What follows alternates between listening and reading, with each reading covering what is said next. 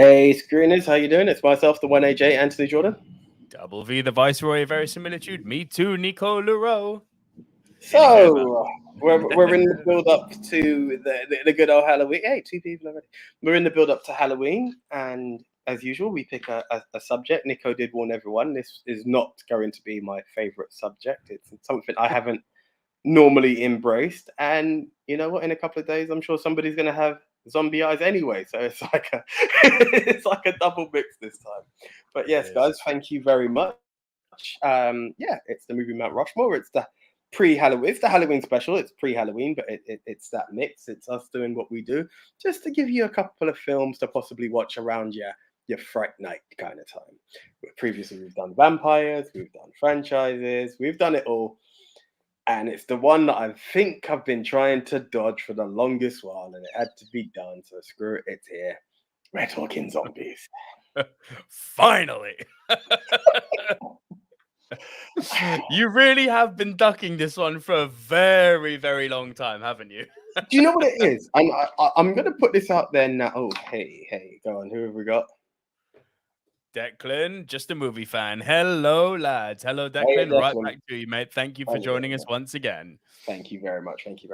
It's one of those. Andy Hart's here too, AJ. You're in the world of shit now. Do you know what? I'm not. Andy Hart says, I was going to suggest a drinking game based on every time AJ says I haven't seen it. But given tonight's topic, I guess that's going to happen. That's going to happen. Shots being fired. Keep firing. By the way, I've actually while we're on the shots firing, I've had someone who's actually specifically asked me to tell you. This is a shout out to Aaron, whose birthday will be next week, so we'll be dedicating the episode. Oh, there isn't a show next week, so yeah, dedicate this to Aaron as a pre-birthday. He told you back off, right? He understood my Woody Harrelson situation, and he said, "Ease up." Okay, cool. On the train of bizarreness, there happen to be two passengers now. Can you get off at platform normal and just start appreciating Woody Harrelson? I'm just saying, it was just like he was like, "These guys trying to bring you out, and you made valid points. Tell him to leave you alone." So I'm just letting you know. You didn't make a single point. This was my beef. You didn't make a single point of the way hit. He just hasn't done it for me. Why? I don't know. That's not the point. It's like an asshole. Everyone has one. And by the way, I don't know how I've just let this freaking shots fired take place. Like, welcome, Andy. Hi, nice to meet you. Appreciate the fact that I am a film fan who doesn't have the world best of time, but I make every effort available. Yeah, hi, nice to see you too. Right. I think we've rubbed AJ up the wrong way. We've not rubbed him up the wrong way, but if you want to be an alcoholic, just admit it and take it. You know what? Take the drinking game. I haven't seen it. Right, there we go. All right. Andy loved you and loved the Declan and loved to everyone watching. Of course. It's all this about AJ has had a very hard time the last few weeks because we've done James Bond, which by his own admission has never been something he's disliked, but not something he's been as versed in as he would like. I gave him shit then for Woody Harrelson, which I'm never going to let go, by the way, until you finally fucking understand that the man is awesome. And until you stop making silly comments like, oh, you see, he's not that good. I haven't seen Venom 2 yet, but I know it's Woody Harrelson's fault. It's like, no. And now we're dealing with zombies. Like, poor AJ. AJ. You know what? Like, I'm not even like back rubbed here, but I'm very sure last week being comic book villains, I don't think there was a film I actually said I hadn't seen. Like, remind me if you brought up one. I was like, I don't. That's correct. 3 things are sure in life: death, taxes, and yeah, me and comic book movies. Yes, I have a niche. You know what? And I'm expanding on my bloody what's those films? Biopics, and I'm expanding in all areas. Hence this. This is what it's all about. Edutainment. Have you guys not read the tagline? Visit the website www.silverscreendudes.com. Nice Cheap plug. Yeah. Nice plug. Nice Of plug. course. Of course. It's all Nice about plug. the edutainment. But yes, anyway. The entertainment, as we've said a long time, goes both ways, of course. And this is the thing. In me not seeing films, it encourages me to search deep because I like to be a bit out there when it comes to it. Sometimes it works, sometimes it doesn't. And it allows edutainment to take place because it's like, how did you find that one? Because I have Zoogle. Anyway, we won't get into it. But joking aside, like you get to find some really cool films out there. Whereas if you've seen every film, apparently, you don't start looking because it's like you've got 10 out there already. You may look for one or two. Like, appreciate the struggle that takes place out here, people. It's not easy to have 10 films. No, you're actually quite right. And it's funny you mentioned the whole 10 films. And we got this earlier in our comic book group, which is kind of it's a quasi movie group because we just talk about everything that's edutainment on there. And being a bit honest with myself, when I actually said, "Oh, let's do zombie movies," I actually sat down and I've managed to fill 5 out relatively quickly. And then I was like, "Uh-oh, actually, I'm struggling to make," because normally, like when we pick a topic, I can go, "Yeah, bang, bang, bang, bang, bang, bang, bang." I can do my 10 pretty much like that. And then I'll like do a deeper dive and try and find a movie that I haven't seen or movies that I haven't seen to see if they would actually take what my automatic 10 are. This week, it's like, ugh. I couldn't make an instantaneous 10. I actually struggled. I really struggled. And I went on the maddest discovery of films, some which people are going to be like, how the hell have you not seen that until now?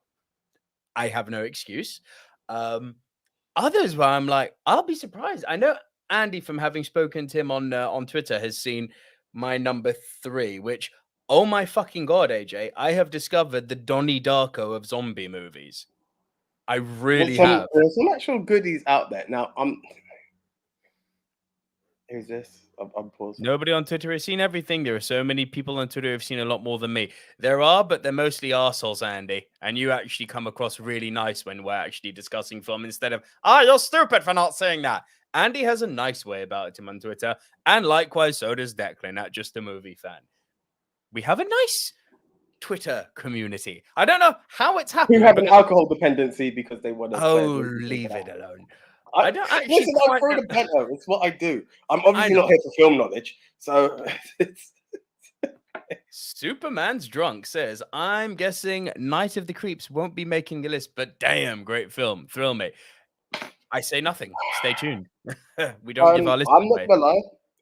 Andy, take a drink because I haven't seen it. Night of the Creeps.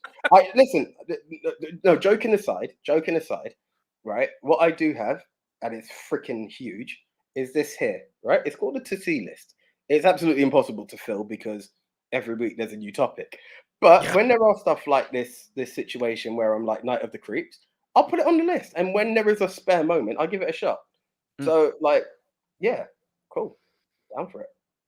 Night of the Creeps.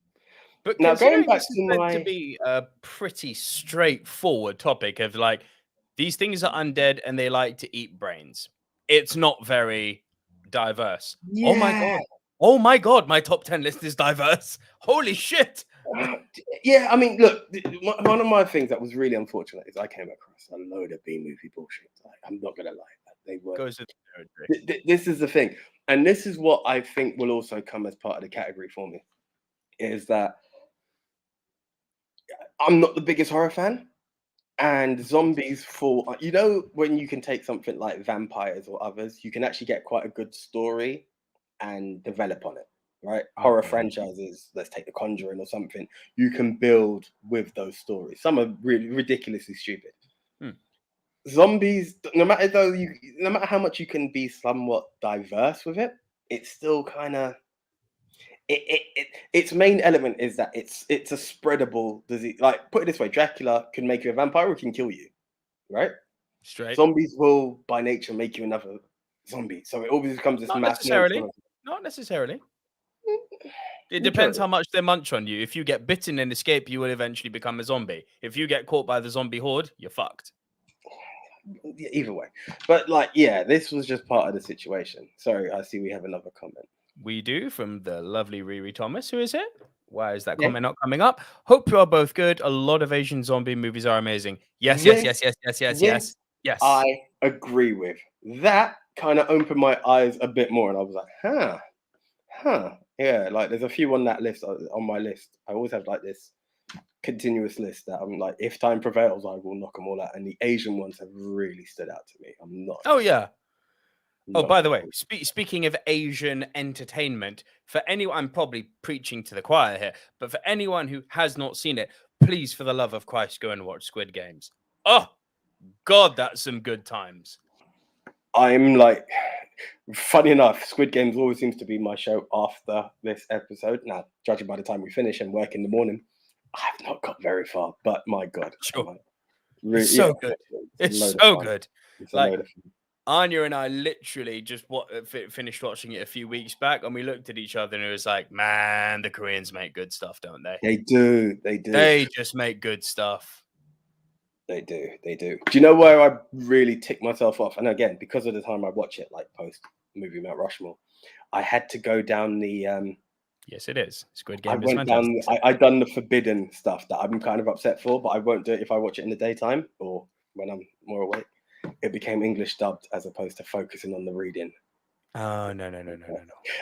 Bro, it's the time. It was like, I just need to just get the story to move on. But aside from that, yeah. Like the first episode, I definitely watched it with subtitles and I was like, I'm all in. Bro. You must, but I mean, that's not something you do regularly in your defense. No, that's what I said. Like, it's the one time I put my hand up to the sin. That's what I'm saying. Andy Hart says, if you like Squid Game, watch Alice in Borderland. Andy, if you could let me, AJ, and everyone else watching know where one can find Alice in Borderland, that would be great. Because here's the problem, actually, I found.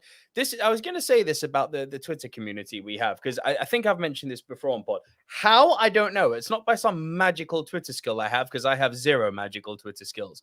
But what I've found is that the not even the audience, that sounds really, really like up myself, but like the community that kind of we interact with on Twitter, like it's really healthy. No one's there really bashing each other. You know, I'll take the odd shot at Chris Trengrove and likewise, but yeah, it's kind of a healthy thing all round. The problem is that because of the community that we have, they really know their shit.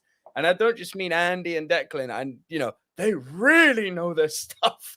So, and sometimes like Mixed Memorabilia is one who's especially guilty of this. He'll pull up these amazing movies and it's like, well, where can I find it? It's like, oh, it's on Netflix. It's absolutely not on Netflix. Oh, it's on that. No, it's not. I have looked on all the regular ones. It's a matter of timing. And that's actually what ticks me off with this.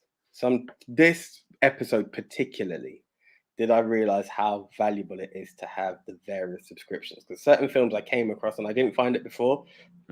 Then stuff like BBC iPlayer came up and I was like, oh, yeah, I haven't got the time. Like, I'm so ticked with that. But. Yeah. A few comments have quickly just come up. Declan says, I believe this is in relation to Alice in Borderland, says we can find it on Netflix. Yes, Netflix. I just Googled it. Nate's here, by the way. Welcome, Nate. I've heard about that Netflix show and Big Tone's in the house. Paying back for blood in case I see my idol. I understand. Superman's Drunk says, for me, it's not only down to the zombies that entice me to see a movie, it's the scenario, like in Night of the Comet, where you can do whatever the F you want because 99% of the population are bye-bye. It's true. And Andy Hart says, I believe this is in relation to Alice in Borderland, Japanese Netflix TV show. So this is something I'm now going to check out. That has just been added to my list. Hey, to your to-see list. Yep. Oh, it's so big, it's ridiculous. Oh, and there are some movies in there that I'm actually ashamed I haven't seen. But but again, you can't tick everything, you know. Like, but there are the big names, like until like 2 years ago, I hadn't seen Casablanca for Christ's sake, and it's let's get this out there now. Sorry, my new thing seems to be holding a pen. I don't know why. I have them in my pocket, and then I just love flicking them around. Right. It's that managerial thing. You shall listen to me. Yeah. It's you want to see them. You want to get round to seeing them. We're in an era where it's not like film stops. Even during a pandemic, film didn't stop. You still had releases, right? So with all of that, there's continuously something else to watch. Now, of course, there are those classics. Now, yes, Casablanca's one, but guess what? So is Singing in the Rain. So is Lawrence of Arabia. So is whatever, like a classic can be deemed by absolutely anything. I'm just drawing for free there. Hell, Rear Window, Psycho. Like, there's only so much you can tick off. And then guess what? You get a topic like a Movie Mount Rushmore where you have to focus on 10 of a specific subject. How do you balance it? Yeah. No, this is the thing, and that's what I love about this podcast and about the people who tune in and share their movie experiences and give us ideas to watch, is that as well as kind of like just sharing our passion for movies, which we hope kind of emanates in your face in a really, really entertaining way. Entertainment that entertains. Well done, Nico. Pat for me. We learn a lot from this, which is kind of awesome. Few last comments before we get into it. Andy Hart says the problem with Netflix, you have international fans in different territories have different movie shows. Ain't it true? And Superman's Drunk says, I hope you guys have seen Kingdom. Kingdom on Netflix? No, but it is on my to watch list. So I'm. Is that the Zombie Kingdom film? Because I think that's one I had down. It's literally downloaded on my phone. 15 minutes in, we've got a few people watching now. Should we get on with our Halloween special? Yeah. All right. Okay. Yeah. So you really aren't hyped for this. No. Do you know what it is? It's built, and again, when you start smacking so many in, you start to build a form of appreciation.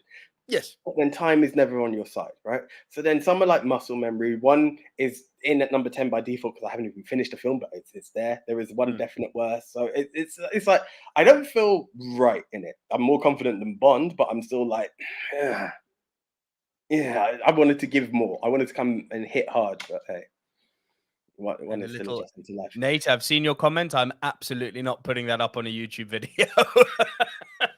AJ, feel free to have a look. Right, so shall we get into it, Mr. AJ? Do not put that up on screen. Nate, listen, if you want to know what he said, just head on over to YouTube now. That's the best. Comment section's there.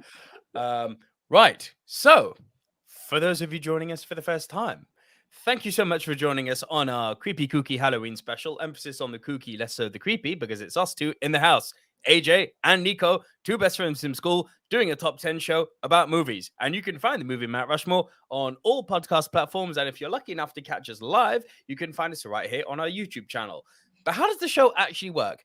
AJ and I get assigned a topic. We go our separate ways. We come right back here, record, and deliver to you live to the Silver Screen Dudes, our individual top 10s. This week, I will go first, delivering my bottom 3. AJ will then deliver his bottom 3. I will deliver my next 2. AJ will deliver his next 2. And then we will trade one apiece when we get to our top 5. If at any time, while we are rounding off our individual top 10 list, one person has a movie in a higher position, that person will say, punt. And we will punt and talk about that movie when we get to the high position. Once we have both rounded off our individual top 10 lists, we will create the Movie Mount Rushmore. These are the 4 quintessential, diverse, must-see movies of the genre, which this week is... Top 10 zombie movies. Oh, yes. Look at that. Oh, I'm so excited about this. Okay. Frank Torres, first time here. Frank, welcome to the show. Really happy to have you. And do stay tuned. People who watch regularly will know this. Do stay tuned to the end because we ask all of you what your top 10s are for the topic we've picked. But please don't post them now because the way the comments work, the earlier ones will get deleted. So leave it to the end. We'll give you a notification as to when. But enough about that. Let's get into the show. Guys. You can start compiling. But yeah, just start compiling by all means, but share a little bit later.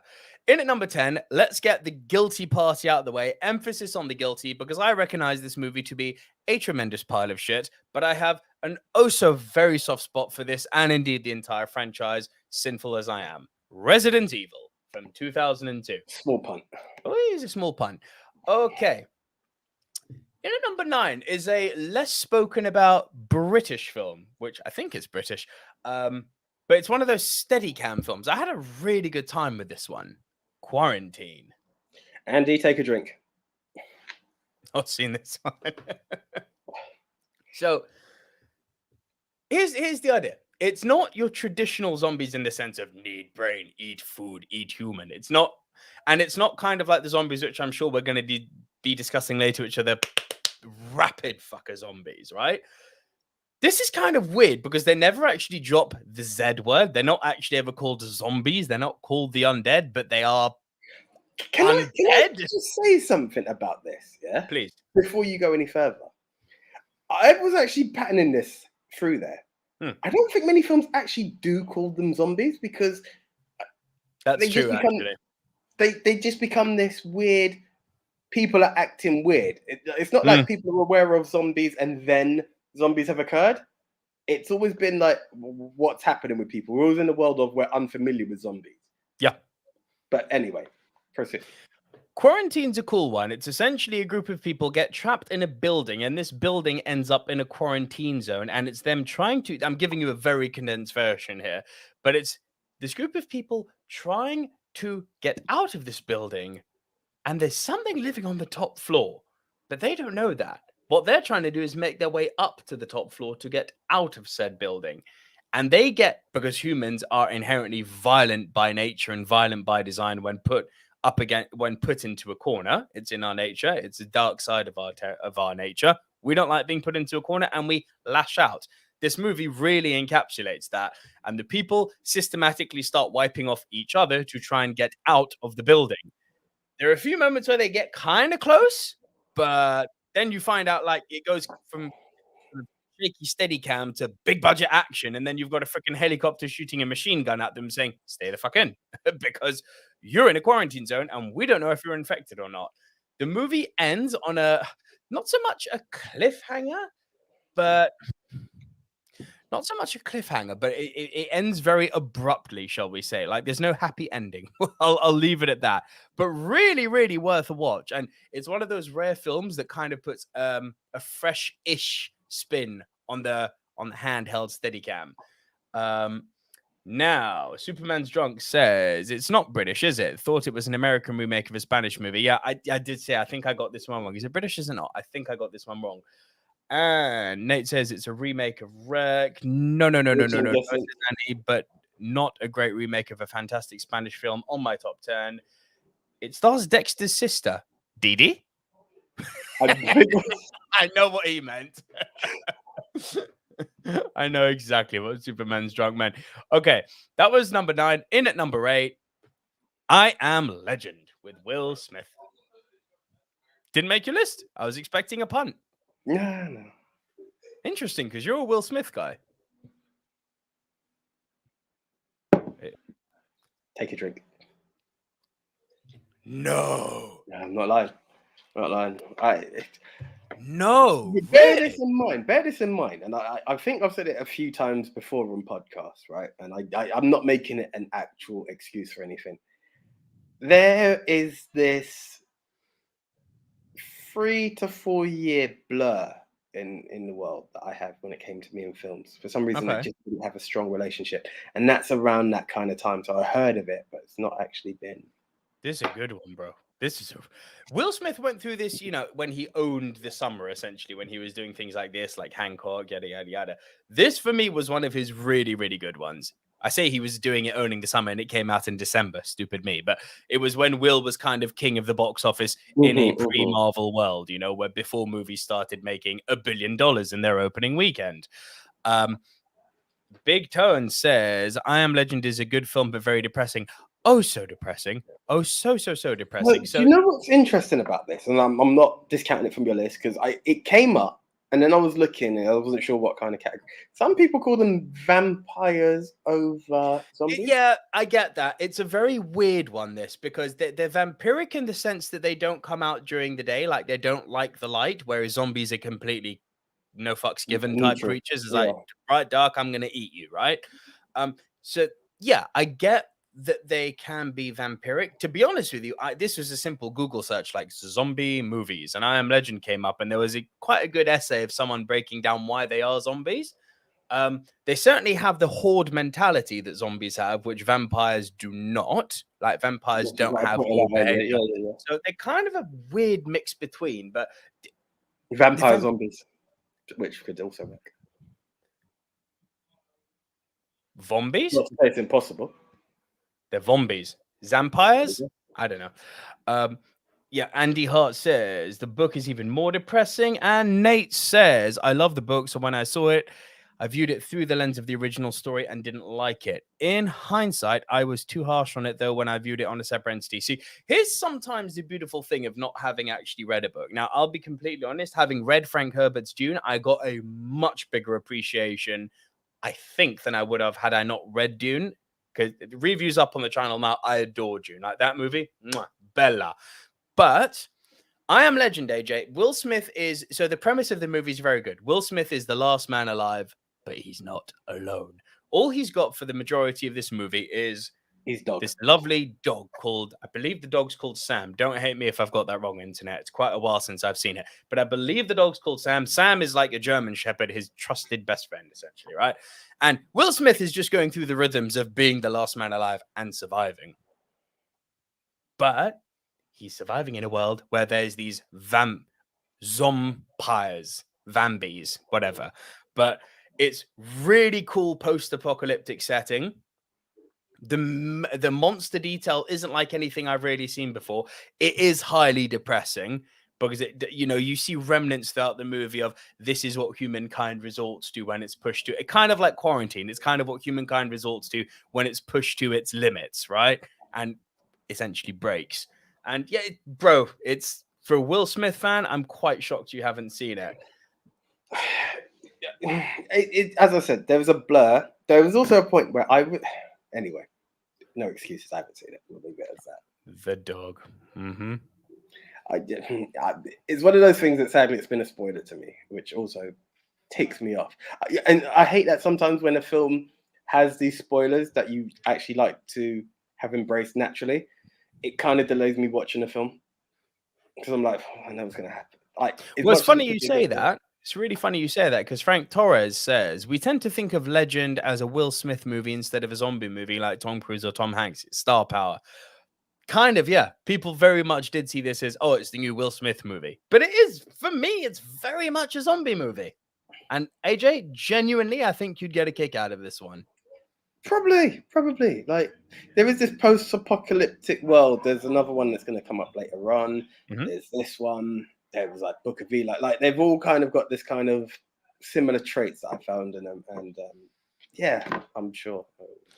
Well, without further ado, ladies and gentlemen, AJ, you're number 10. Right, as I said, haven't even finished the film, so this is why it's there, and it's by proxy. My number 10 is Army of the Dead. Punt. Cool. That kept me going. Right, this one I was quite disappointed with, right, because I was expecting all kinds of cool, and I thought it was my loophole. Right, my number 9 is Freaks of Nature.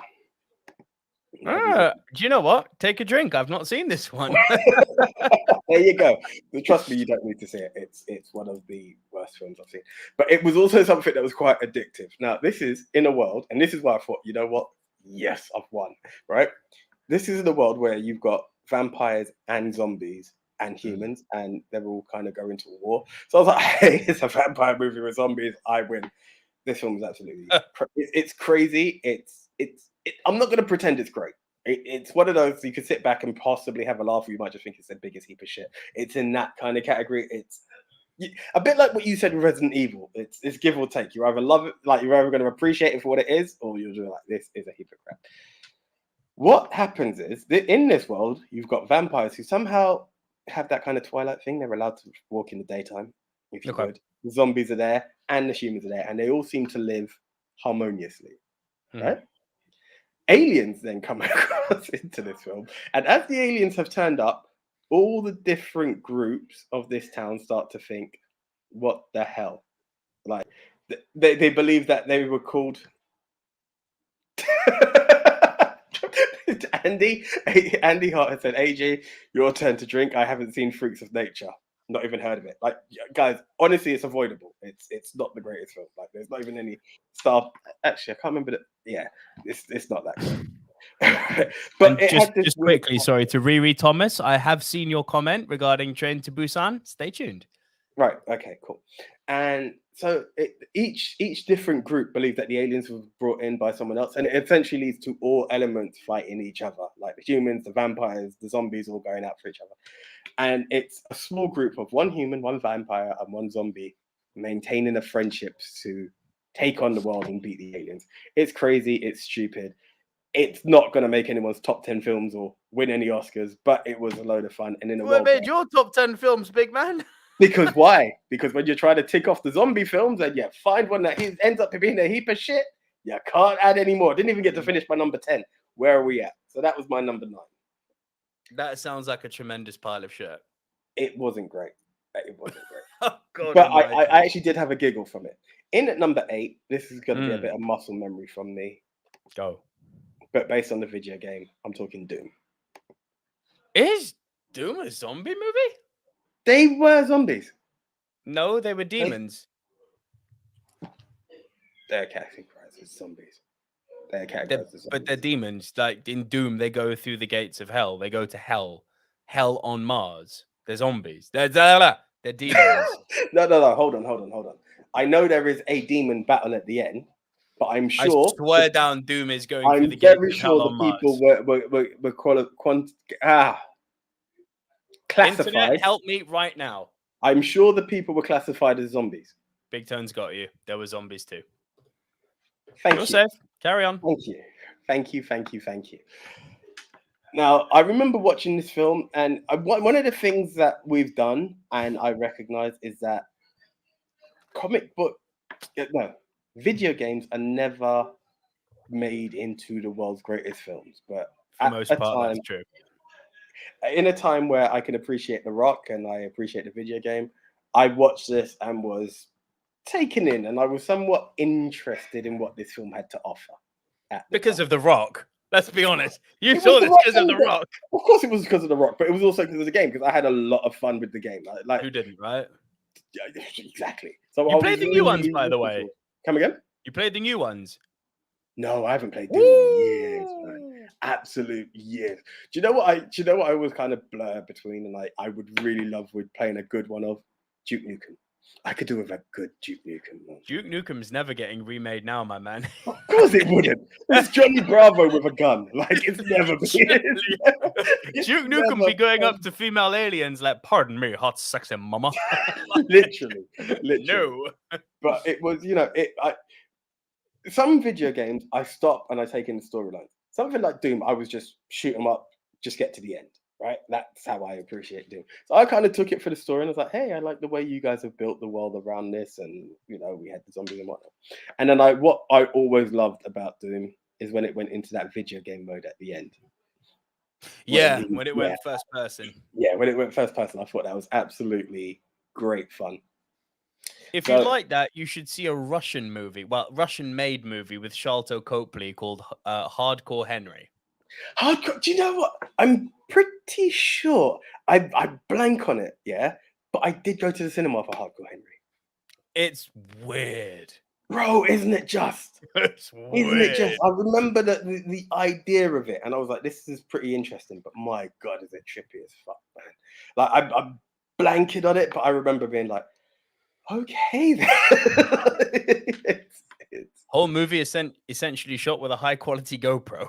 Yeah, essentially, isn't it? Yeah.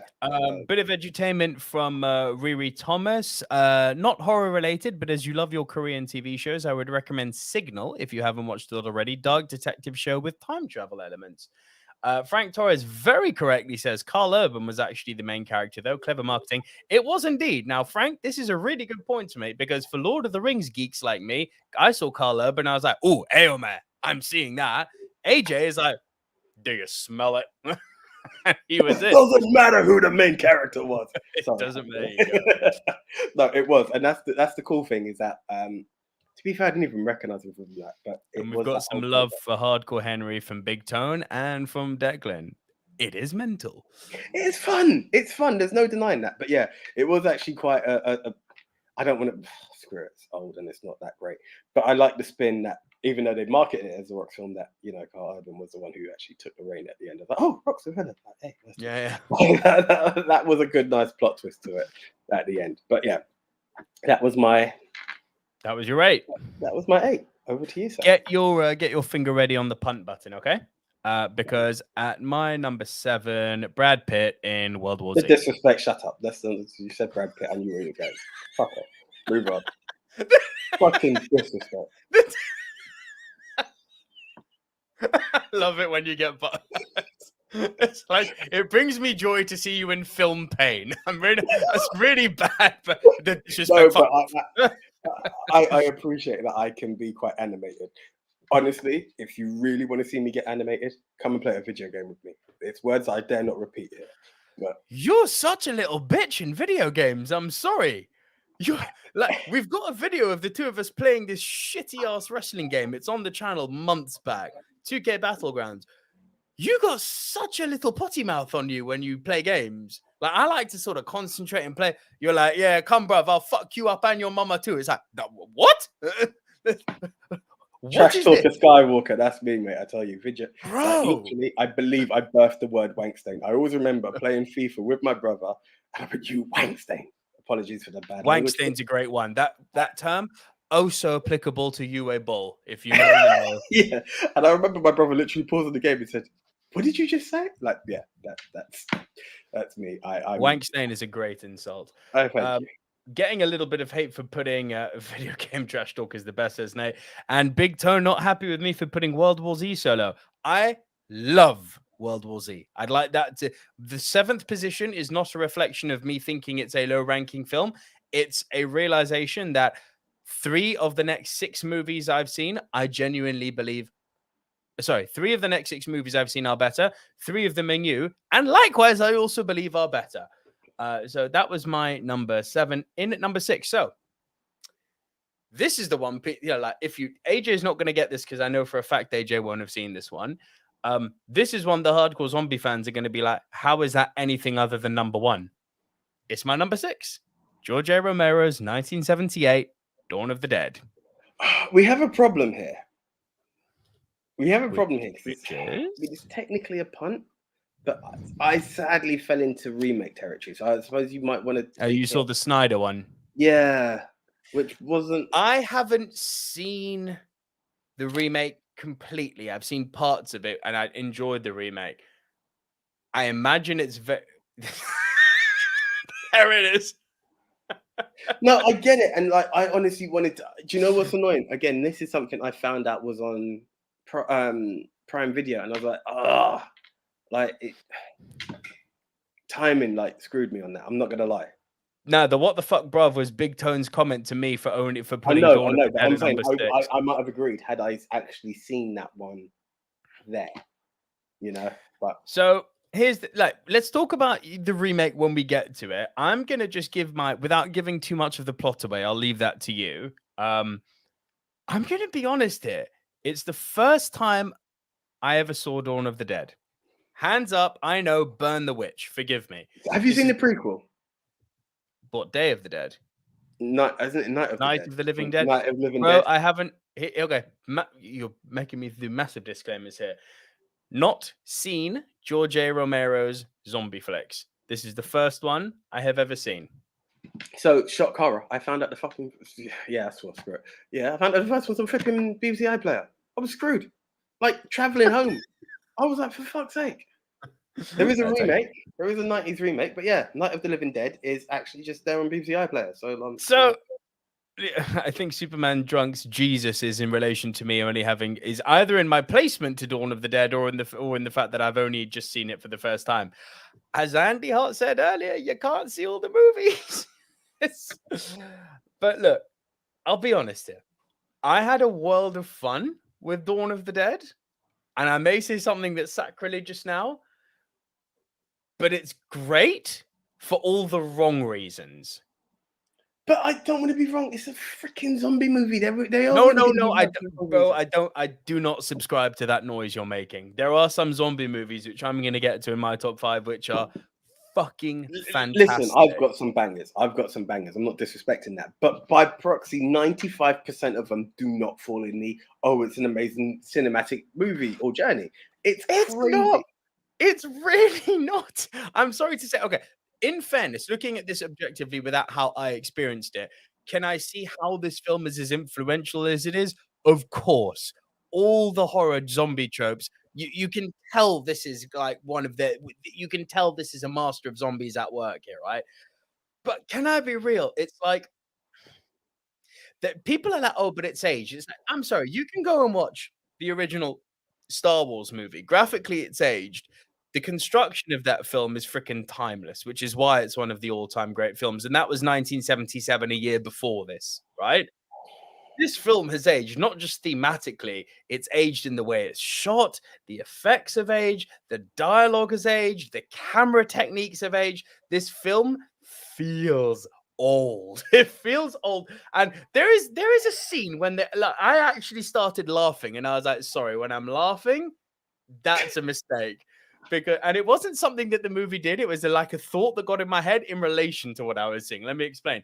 There's this scene when they're in the shopping mall where they've come in through the roof and they're on like this think of it like a John Lewis. It's inside a shopping mall, but the actual shop is kind of split across multiple levels. Yeah, that sounded proper fucking white posh of me. Oh, think of John Lewis. It's like, fucking up.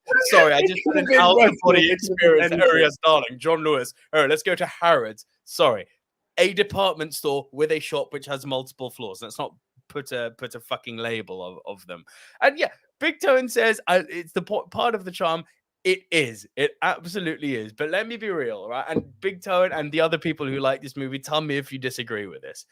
This scene where like the two guys with the guns, by the way, can I just say that I need in my life a small white dude and a large brother walking around with guns, and every time they walk into the room, it's like da da da da. It's I'm sorry, but they've got this skit. It's literally a skit. It's almost like a comedy skit they do, whereby one of them.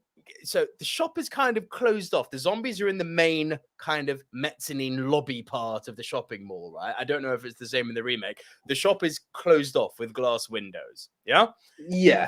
They're running up and down the stairs, saying "zombie, zombie, zombie," running down, running out, coming back in, "zombie, zombie, zombie," running up, and it's like, bro, if you inserted Benny Hill music over this scene, it would fit perfectly, like perfectly. It is such a pile of cheese, especially when you put it up to against the movies that are higher up on my list. Like, it's got its place in cinema history, but oh my days, it is a pile of cheese. Like, I don't know how anyone could put this as their like number one zombie movie. Top 10, most definitely, because of how influential I would always say, right? And funny enough, I was talking, and it's not related to zombies, but I was talking like Misery, the film Misery. Yeah, great film. It's a great film, but the torture seemed so much worse when I was a kid. Now, given the age, you either saw it at its peak, like when it first came out, or you saw it at a young age and it had what it needed to put the bejesus into you. When you're 30 plus and you're watching it for the first time, you're like, that. I kind of appreciate what you're saying, because when you're younger, the whole zombie thing is going to scare the shit out of you either way. It doesn't matter how quality it is. As Tone said, it's now just going to be part of the charm. You just have to take it for what it is. It is. So I fully hear what you're saying, bro. What's frustrating is that, especially at the beginning, it had some interesting like social commentary to it, like the initial building which they're trying to, clean out. Essentially, it's a black estate essentially. So there's, and the implication being that this, the black community has been excommunicado by society. So there was some interesting racial commentary that was trying to go on with it, but it just couldn't break. Touch on it in the new one. Just about touch on it, and it just couldn't break through the cheese. Like, it highly entertaining, but I was laughing more than anything. Although I'll say this, some of the gore effects in it, I was like, that's actually quite good. Pretty good. Like the zombie, like when they bite you, they actually rip proper chunks out of you and stuff. I was like, okay, we're not just having a little nibble here. We doing chunks. Declan is with me and says, not seen any of them either, to be honest. Thank you, I'm not alone. Frank Torres says, Schneider Dawn of the Dead was kind of a generational partition in the zombie genre. There is an age gap there. Oh, yes, there is. Big Tone says, you need to watch the Romero films. Most games are based off of it. As I said, highly influential. You did not deny that. You did not. Highly influential. Andy Hart says Night of the Living Dead is out of copyright. You can see it free in lots of places. Well, I'll check that one out if I'm feeling a bit happy. It's on Prime. It's on Prime. Night of the Living Dead. Yeah. It's on iPlayer. It's on iPlayer. There you go. Because Dawn of the Dead I actually watched on Prime. Frank Torres then goes on to say, it does feel old. It's an 04 movie. You could pass it off as an 80s movie. Funnily enough, I'm talking about the 70s movie, which obviously is old. AJ is going to talk about the 04 movie. Big Tone says, first real zombie film I've seen really put me in the moment. I get that. And David Jones says, 3, Living Dead at Manchester Morgue, 2, Day of the Dead, 1, Zombie Flesh Eaters. Well, that's an interesting top 3. And Andy, drink. Haven't seen any of them. Haven't seen any of them, but that was my 7 and 6. AJ, what is your number 7? Right, this was the punt from earlier. Mm-hmm. Resident Evil a bit of a blur. Like, by all means, bro, I'm just working off of the fact that it was a video game. Again, we're just seeing people infected by the T virus, waking up and just, yeah, Milo just kicking ass, man. Like, that's what I saw from this film. Like, I would love to go deeper, but that's all I saw in that film. So Resi's a very frustrating one because it kind of failed on both fronts. It didn't really do anything that novel with the zombie genre in terms of pure zombie films, and it didn't give the Resident Evil game fans really what they wanted. Because having only played Resi 7, Mm. right, I was actually quite shocked how worlds apart they were. Now, I appreciate 7 games down, it's there. I would also say, 8. having seen the film, well, by the time I played 7, I was 7 in, do you know what I mean? But the other part of it was, I also remember the film was enjoyable, but not enough for me to say I wanted to see number 2. Interesting. See, I've seen all of them, and there's legitimately, I think, only 4. I'm talking the movies here, not the games, because the game Resident Evil 4 is just moi bella.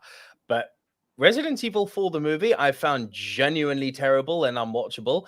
Other than that, I had a great time with pretty much all of them. I love the fact that in Resident Evil 5, for instance, it went super stupid and decided to use the Avatar Cameron Pace 3D camera because it's like, of course, we're going to do Resident Evil in 3D now. I love the fact that in 3, they were in the desert and the zombies were dying out. Like, Declan says it perfectly. They're great and terrible at the same time. They really are. These are a guilty pleasure in the purest sense of the word, but there are some iconic moments in it. Like that hallway scene with the lasers where they all get sliced up. Like, people do talk about that. That was quite a moment, especially when the guy gets completely scissored into like little, like, not octagonal shapes, into little kind of diagonal Cubes of diamond some shapes, shape, into little cubes. And, the first time you see the zombie, and you see it from foot level and it's dragging its foot and pulling that rusty axe behind it. That's an iconic moment. And yeah, Superman's drunk says, and this has become a meme at this point, but they're absolutely right. You're all going to die down here. It's a famous line now. You can't fight it. Nate says, I found it difficult to watch because I'd already seen so many zombie films by the time I got around to it. I don't usually have issues with older films. I love a lot of older films. Planet of the Apes. I'm hoping you mean the one with Charlton Heston and not that fuckery with Mark Wahlberg. And Andy Hart says, so glad Resident Evil makes the list. People like to shut on it, but the first movie is good. The rest of the franchise goes off the rails. But yeah, it is fun. It is fun. Don't get me wrong. It's not that do you know what it is? Again, when you're selective in what you're going to watch, like, I'm not saying I completely hated it, but it wasn't for me to be like, oh my God. One laser scene. Carry on. Yeah, it's not enough for me to be like, oh, I need to see number 2. Do you know what I mean? It was fun. It was just passing. B movie. It's a great absolute high budget B movie, and they absolutely knew. But what they were clever in is they knew how to milk the Resident Evil fandom, because if you're hard into the Resident Evil lore and they tell you a number, at the end of Resident Evil 1, they're like, launch the Nemesis program. Every single Resident Evil fan on the planet went, oh, they're bringing in Nemesis. No way. They just knew how to up the ante each time. Yeah, there you go. And Big Tone says second film is quite good too because Nemesis. They just knew what they were doing with it. It's dumb fun. I think it's almost a disservice to talk about zombie movies and not bring in Resident Evil. It needs to be done. It does need to be done. For sure. Yes, Nemesis was on point. Stars. Yes. Would love to.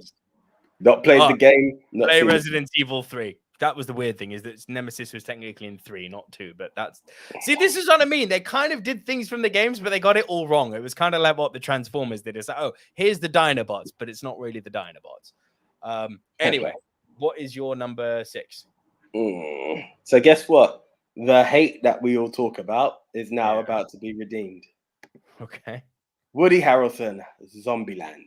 That is my number 5. Hey, cool. So I actually did have fun with this. To me, Jesse Eisenberg was a star. I mean, obviously he starts it off and everything, but it's all the rules of how to survive in the zombie world, and I thought that double tap.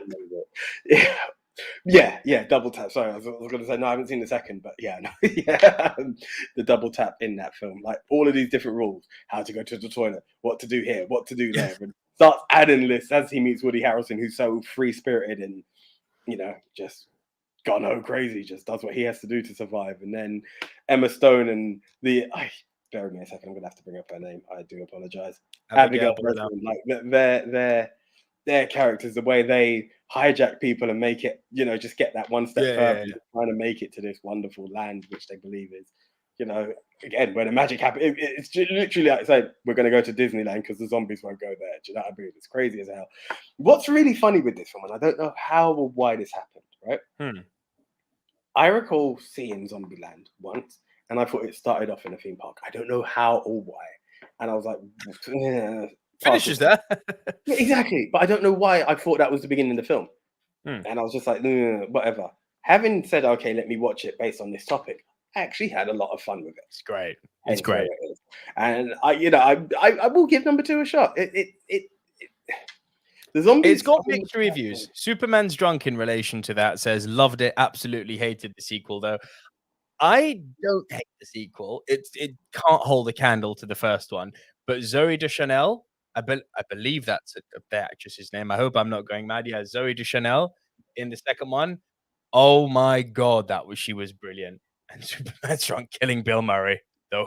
What? I was just about to bring that up. That had me in stitches because the whole way he played it, like that was his survival method, and it's like anyway. I don't want to spoil it for who hasn't seen it, but I was like, that I thought was genius. Okay, it doesn't have to be Bill, but even down to the fact that Woody Harrelson's character was like, we're going to go to the world's greatest actor's house, and no disrespect, Bill Murray, like all of it was, I had a good laugh with it.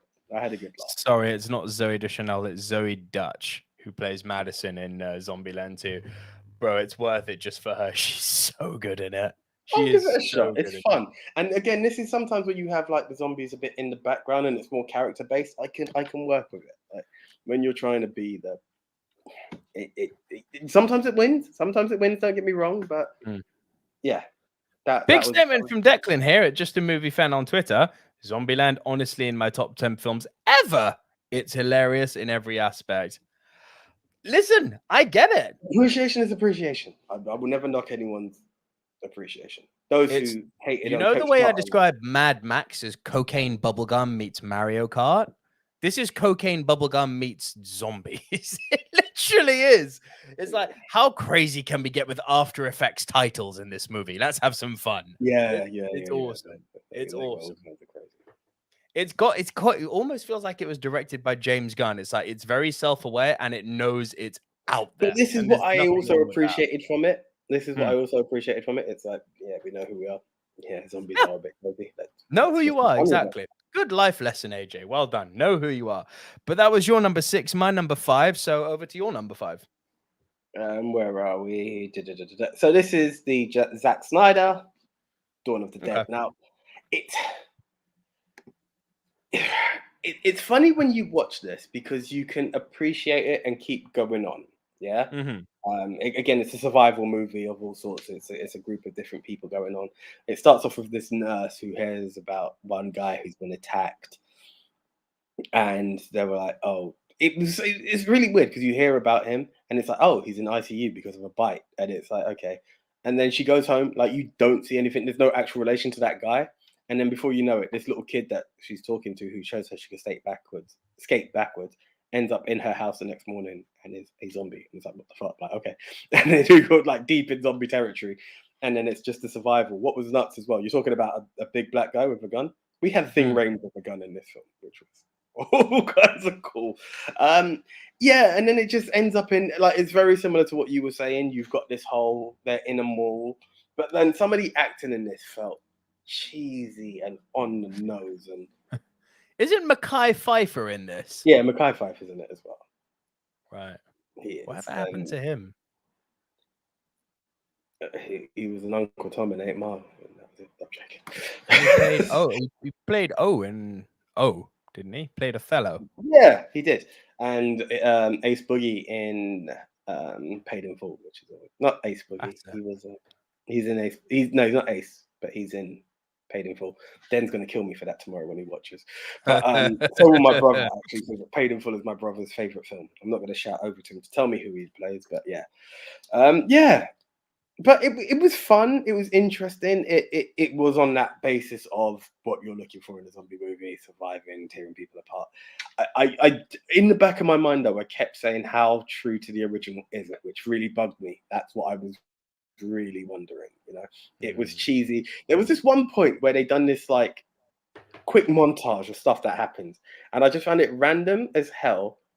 And just out of place. So you've got everyone who's now in the mall and they're surviving, and you've got these street mall cops who, these mall cops who are, security and don't want to let people on the second floor and all this. And you just get this quick montage of people surviving, and then you just see like two people shagging this, that, and the other. It was like, okay, here we are. That just shows that how people have been surviving for 3 weeks, and then they're back shagging, kind of like what people did in COVID. But yeah, but I mean, Exhibit A. Oh, I love it. Just a few days before your daughter's birth. It's true, though. What were people doing in lockdown? Making babies. It's just true. Like, and then there's one scene I don't know if you had in your film where they had this. They're in the mall, but in literally just across from the mall was this guy in a gun shop on his own. And they were communicating with him with a signboard. And I'm only mentioning that because I've seen it get developed later on in another film that was mentioned to me, and I thought it was mega cool what happened there. There are some stupid points in the film that I was like, yeah, but it was good. Did you have a zombie baby? No. Yeah, we had a zombie baby, which is interesting. I don't need that. Had a bit of a weird ending, but yeah. Sorry, 2 days before that. Yeah. Stand with Kyrie. Says, hey Nico and AJ. Hey, I see that photo. Is that Den? Is that Den? It looks like Den the Tech in that photo. I thought so, but I didn't want to assume. Yeah. I'm gonna go with Kyrie. What up? Hey, Superman's Tongue says opening scene is epic, and Frank Torres in response to what's happened to Mekhi Phifer. This is real life. There's no Mekhi Phifer. That was actually in my head too many times when I was watching the film. Yeah. It's true. Yeah. But no, it was a good opening scene. It was good. I actually had, it's there where it's at. It's above Zombieland. I had fun with it. Sadly, because I knew there was a first, that was what was always in my head. But it's worth watching to compare. I actually had fun with it. Okay. I'll check out the remake. It can't. I was about to say it can't be much worse than the original shots. Possibly it could. It has very B movie feels to it. But it is a Zack Snyder movie. I feel like Zack Snyder is kind of like the perfect director for the DC universe, because it's like you're kind of happy with the DC movies like 30% of the time, and that's exactly how I feel about Zack Snyder movies. He gets it right like 30% of the time. I'm really happy. Yeah, I can work with that. In at number 4, this is an interesting one. So this didn't get brought up by anyone when I put the question out on Twitter on Saturday. By the way, if this is sounding like what the hell's he talking about Twitter, we do have a Twitter account at Movie MT Rushmore. Pretty much in the build up to every single top 10 we do every week, I'll ask the question on Twitter, what's your favorite movie of the topic we're going to talk about? So in this week, obviously the question was, what's your favorite zombie movie, right? Now, that's the question I put out. No one picked this. And this movie, saw it for the first time. Oh, so good. It was number 3 until my number 3 took its spot, which is another one I saw for the first time. In at number 4, and people are going to be like, that's not a zombie movie. Allow me to disagree. In at number 4, Re-Animator. Oh, this film is so good. This film is so good. Please say that I'm not the only one about to take a drink on this. Huh? Not even heard of it. You've definitely... Have you seen the movie American Beauty? Yes. Well, then you have heard of it. There is a scene in American Beauty. A long time ago for me. There is a scene in American Beauty where Lester Burnham, played by he who shall not be named, starts getting in shape and starts running. And this is shortly after he's met Ricky Fitz and smoked that weed with him outside of the restaurant, right? And Ricky has said to him, like, if you ever need more, come and see me. And while they were smoking the weed together outside of this restaurant, they're talking about old movies and how great the old movies used to be. And they talk about Reanimator. And then when he goes to see Ricky Fitz, who's in the company of his very, very homophobic father, he doesn't obviously want to say in front of the dad, hey, I'd like to buy some weed. He's like, that movie we talked about, Reanimator, right? Now, that's just by pure chance that I remember them talking about Reanimator. It has absolutely fucking nothing to do with this topic whatsoever. Reanimator is one of the best pieces of batshit crazy filmmaking I have ever seen in my life. I cannot stress to you how freaking great this film is, in the sense that it is so far removed from your typical zombie film. Here's the very idea. This guy called Dr. West has created a serum, and this is not an exaggeration. The movie makes a huge deal about this serum being bright green, like that. Like, it is that color in the movie. They do not hold a punch when it comes to the cheese. Kryptonite. Literally injectable kryptonite. Perfectly said. And this serum revives dead brain cells. So what it essentially does is it brings people back from the dead in feral, bestial form. And it just goes from strength to bonkers B-movie strength, to the degree where it starts off with reviving a cat. Then we start reviving people after we've killed them. Then we start decapitating people and simultaneously reviving first their head, then the rest of their body. Then you've got the bodies carrying around their dismembered head, shoving them in a lady's crotch to give her oral. And I'm watching this going, what the blue fuck am I watching? Question. Yes. Are they flesh eaters that then make you turn into zombies following, or is it just the injection? Sorry? Do they actually do the zombie part of flesh eating? And nope, but they come back from the dead. They are undead. They are brought back from the dead. I'm not arguing. I'm just wondering, like, how on the spectrum, like, dude, I listen. We can. Declan, if you've never heard of it, I cannot stress enough how much everyone has to see this amazing piece of horror. It is life altering. Like, it is what it really is. Like, when you see this movie, you will never ever forget it. There is visual imagery in this. It is so, I think it might even be Lovecraft, but it is so Lovecraftian in its design. And there is a surprise shock that happens at the end that literally made me go, oh fuck me, Jesus Christ. Like, it's got you. It's kind of like the way that Dawn of the Dead was cheesy, but I don't think Dawn of the Dead was self-awarely cheesy. I think it's part of the charm that it wasn't self-aware. This movie is so self-aware in the fact that it's a B movie. It is so out there in its design. It is so graphic. It is B movie 101. It actually sounds 101 of B. It's amazing. It is freaking incredible. I cannot stress it enough. So, and then of course you throw all these other brilliant tropes in there from the 70s. So this guy, Herbert West, who's a shamed physician working in Switzerland, gets transferred over to the college in the States. And then the character who we're following is like this straight A grade student who's dating the dean's daughter. And he moves in with this mad scientist and they're studying the same thing. And then he gets embroiled into this plot and the girlfriend doesn't want him involved with the plot. And then the dean makes him leave the school, but then they kill the dean and then they reanimate him. And it's like, oh my God, this is incredible. It's so bad that it's good. Interesting topic. I added it already. I don't need to add it again. I can't add. It sounds crazy as hell. I'm sure I'm going to be like, you didn't really make me just watch this. But hey, it's worth a shot. It sounds crazy and you may laugh at it. You may hate it. Do you remember that scene I told you about in Deadpool where I spat my Coke out? Mm-hmm. When he's had his hand severed and he says to the old blind lady, now leave. I bet it feels huge in this hand. I'll never forget the first time I heard that line because it made me spew cartoon-like Coke in comedy. When I saw a man holding his own decapitated head and going, kiss me. No. Okay.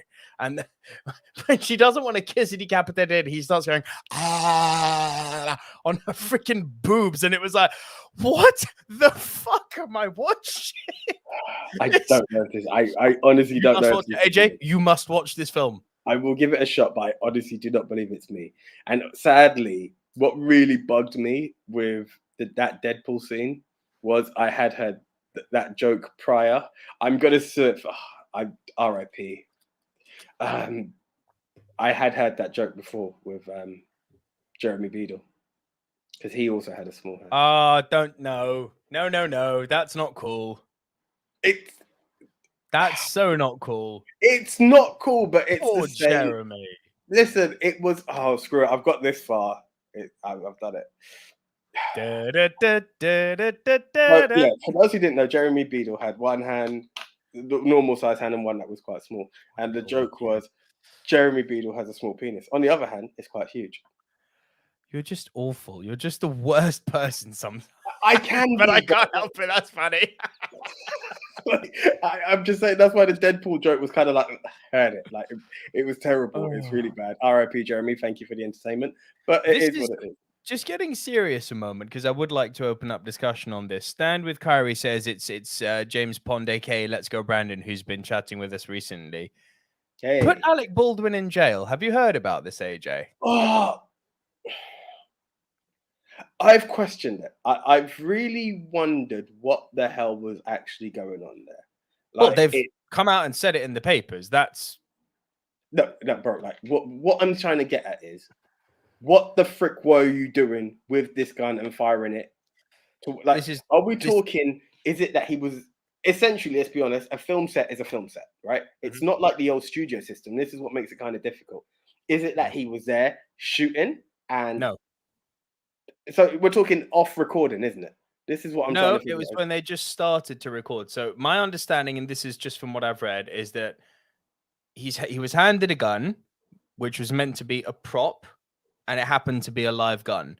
Now, there's one thing that this is a condemnation a bit on American gun culture. So apologies if there's anyone who's pro-gun listening and who's from the States. You're just going to have to deal with a very, very British point of view on this.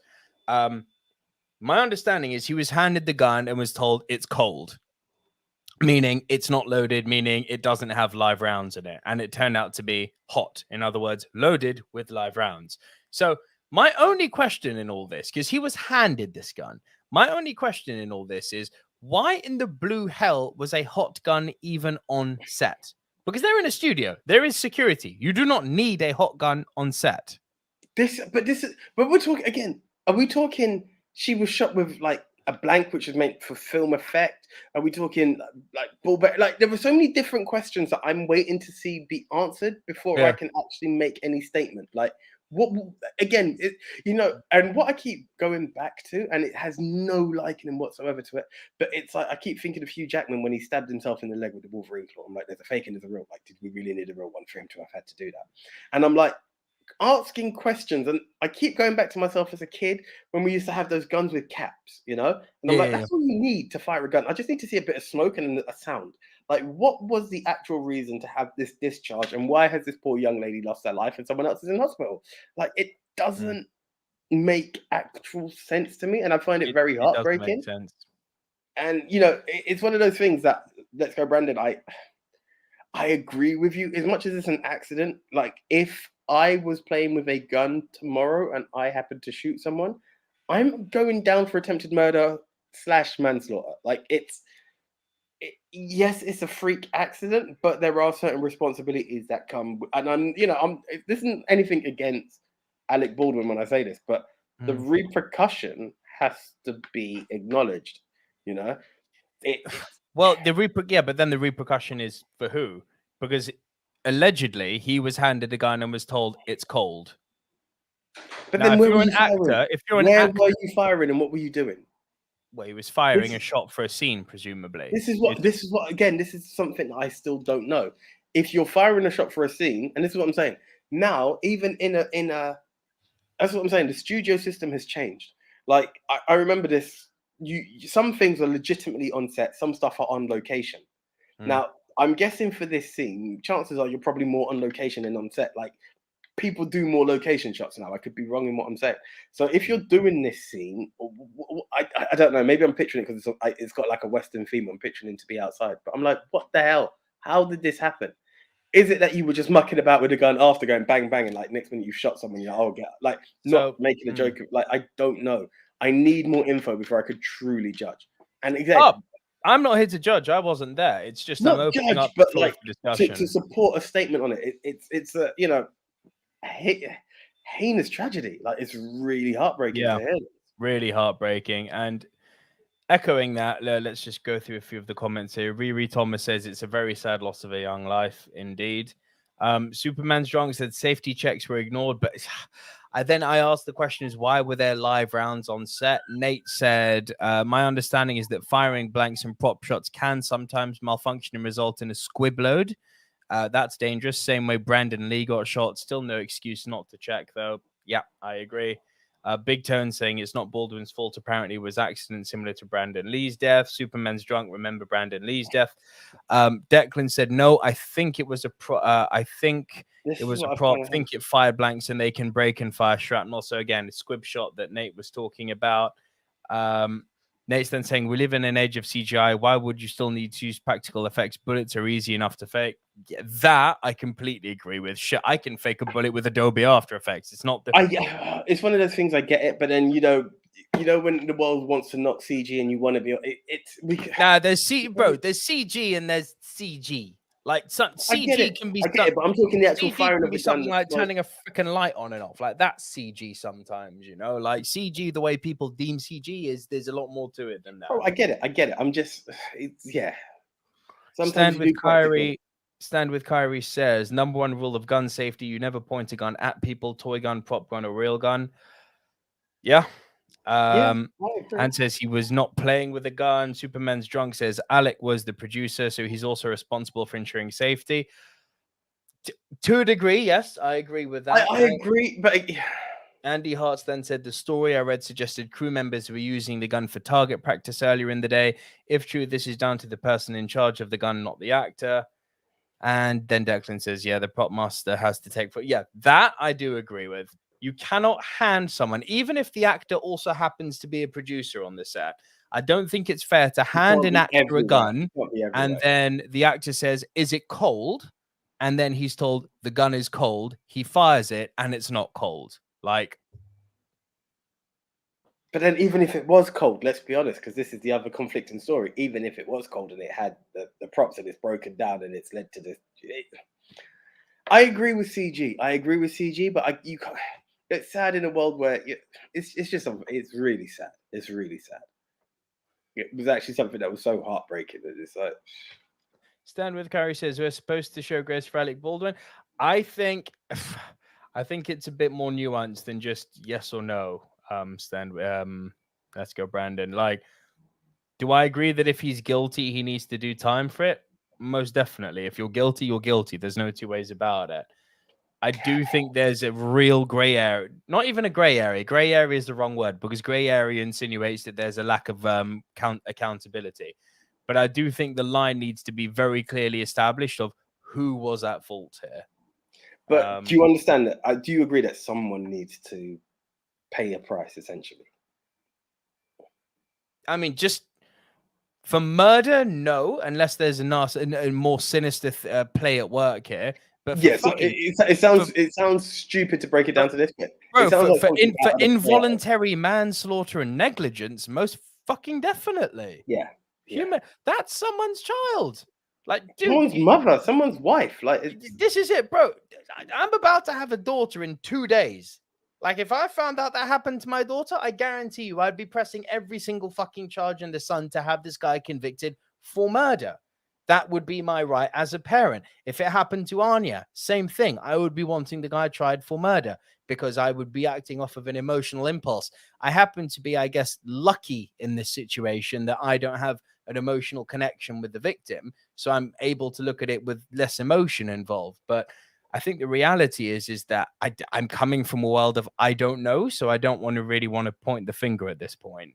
Yeah, that's the way I feel. And I literally do stand by. I need more info because right now it feels like it's being kept minimal for whatever reason. And that's what bugs me with it. I feel like if you're going to report the story, I need the full statement. It sounds weird, and it's not. Yeah, it was a bit headline grabbing, wasn't it? Alec Baldwin killed someone. It's like, Jesus Christ. Yeah, it sounds voyeuristic to say I need more, but it's like, well, you're just saying there was this charge. Like, what was he doing with the gun? Don't release the statement unless we're going to. And even then, he's issued an apology, and there's still nothing around it. It's like, if we're this far, we need it all. It sounds bad, but the headline has you questioning and leaving people divided on what is and who is to blame. You know? Yeah. Sorry. Ooh, we're having people share porno links in our chat. We're obviously doing something right. Sorry, I'm just blocking these users. Yeah, go for it by all means. Link first. I'm joking. Mixed Memorabilia has said, "Hey guys, I am watching Bad Sport on Netflix, but wanted to say hello to you, sir. And not a big zombie movie fan, so Train to Busan has to be my favorite. The tragedy, it's so confusing at this time." Indeed. Yeah. And Big Tone agrees with us. Someone should be held accountable, definitely. But he has been talked to and released by the police, so clearly they're not charging him. Not necessarily, because it's not like he's going to run the country. He could still be charged. You're missing one word there. Not charging him yet. And Superman's Drunk says, zombie porno? I am not here to judge, as you've just seen. But yeah, there's some spam bot in our chat who's trying to share porno links. So, do you know what? When you're being targeted by the porno bots, it means you're doing something right in the algorithm. There we are. Right. Stan Kyrie says, we'll just leave it on this. John Gruden lost his job, lost his integrity and career for old emails, but Alec Baldwin is still not in jail. Alec Baldwin, sycophants would throw us in the meat grinder. Yeah, look, that actually raises fucking hell. This actually raises a really interesting point here. It's a very weird world we live in, isn't it? Where someone has fired a gun. The circumstances under which they've got the gun still remains to be seen, and the circumstances under which why the gun was loaded still remains to be seen. But this is a valid point. The internet loses its mind for words and for old emails, which often, not always and not exclusively, but often taken out of context. And certainly not factored in with the time. Now, don't get me wrong. I am not saying that someone who was dropping N-bombs back in the 90s is exhumed from responsibility. Absolutely not. If you're a racist in the 90s, you're still a racist now. If you were sexist in the 90s, 60s, 70s, 80s, I don't care when, you're still guilty of that now. But I think the same way that someone could have maybe been very, very racially insensitive during the 90s has learnt because of the age that we now live in that that's not how a human is supposed to behave. So there's definitely something to be said about someone losing their job and their integrity and reputation for things that were happening in a completely alternate timeline, as in to where we are now. But then someone fires a gun and the world seems to come to their defense. It's an interesting world we live in. I'm not saying I like it. I'm just noting that it's. Do you know what it is? On a standard situation, point A to B, man fires gun, person dies, prison. I agree. The fact that he didn't. This is the problem with film, because he was handed the gun, which is the only thing that could potentially exhume him from responsibility. Because if I am given something and told to do, it's done. And I'm not, Brandon, please don't think I'm disagreeing with what you're saying. It's just that gray area. Again, going back to what you said, and this is what I try to picture at all times. If I was the family member, I don't care. Yeah. You're going down. And this is where I believe there has to be a part of culpability to it. But at what level can you, I'm not, it would seem stupid to hear that he's doing community service for someone losing life. But then is it entirely fair that he's the one going down for manslaughter and has done like 5 to 6 years for it? It's, yeah. Yo, I'll make you laugh. Even Anya's heard this conversation and is having a piece to say here, which I've got on text. Apparently, and again, I haven't read up on this element of the story, but apparently he wasn't pointing the gun at anyone. He was pointing it at the camera for a test shot, and a person was behind the camera, obviously recording. So unless we ban all the scenes where actor shoots towards the camera, then it's a bit of a moot point, isn't it? Again, valid. But going back to what you just said about the whole negligence thing and it being a gray area, this again kind of relates to what we were just saying about emails, bad, guns we discuss. Tax evasion, right? Or not avoidance, tax evasion. Lionel Messi one of the most famous footballers, arguably the most famous football. Well, no, Ronaldo, but one Well, of Ron the top. Isley, Wesley Snipes, like Yeah, they got done though. Lionel Messi didn't, but Lionel Messi pleaded. Well, he's got a suspended prison sentence. It was his father who got him in trouble, and he pleaded ignorance. But with regards to tax evasion, ignorance isn't a defense. Well, this is one thing that's happened as well. I remember my dad saying that with like the police, if they stop you for like speeding because you didn't see the sign, they're like, ignorance is an excuse. It's not an excuse. And, you know, it kind of... We've just been given a Monty Python, get on with it. I get it. It's, yeah, the discussion came out. I do apologize. Let's talk movies then. So my number 4 was Reanimator. Going back onto it, please fucking see Reanimator. I cannot stress that enough. You must see Reanimator. It will change your life. These news discussions again, by the way, because it's a discussion in itself. It may be something I try and do when we don't have time to do a top 10, just so I keep content rolling on the channel. But watch this space, guys. I'll tell you more about that at the end of the show. AJ, what is your number 4? Right. So this goes out to Francesco. Thank you very much for showing me this one. So you remember when I talked about Zack Snyder and this element of where people were communicating from the mall to the shop? This film expanded on that, I would say. Okay. It's an Asian movie.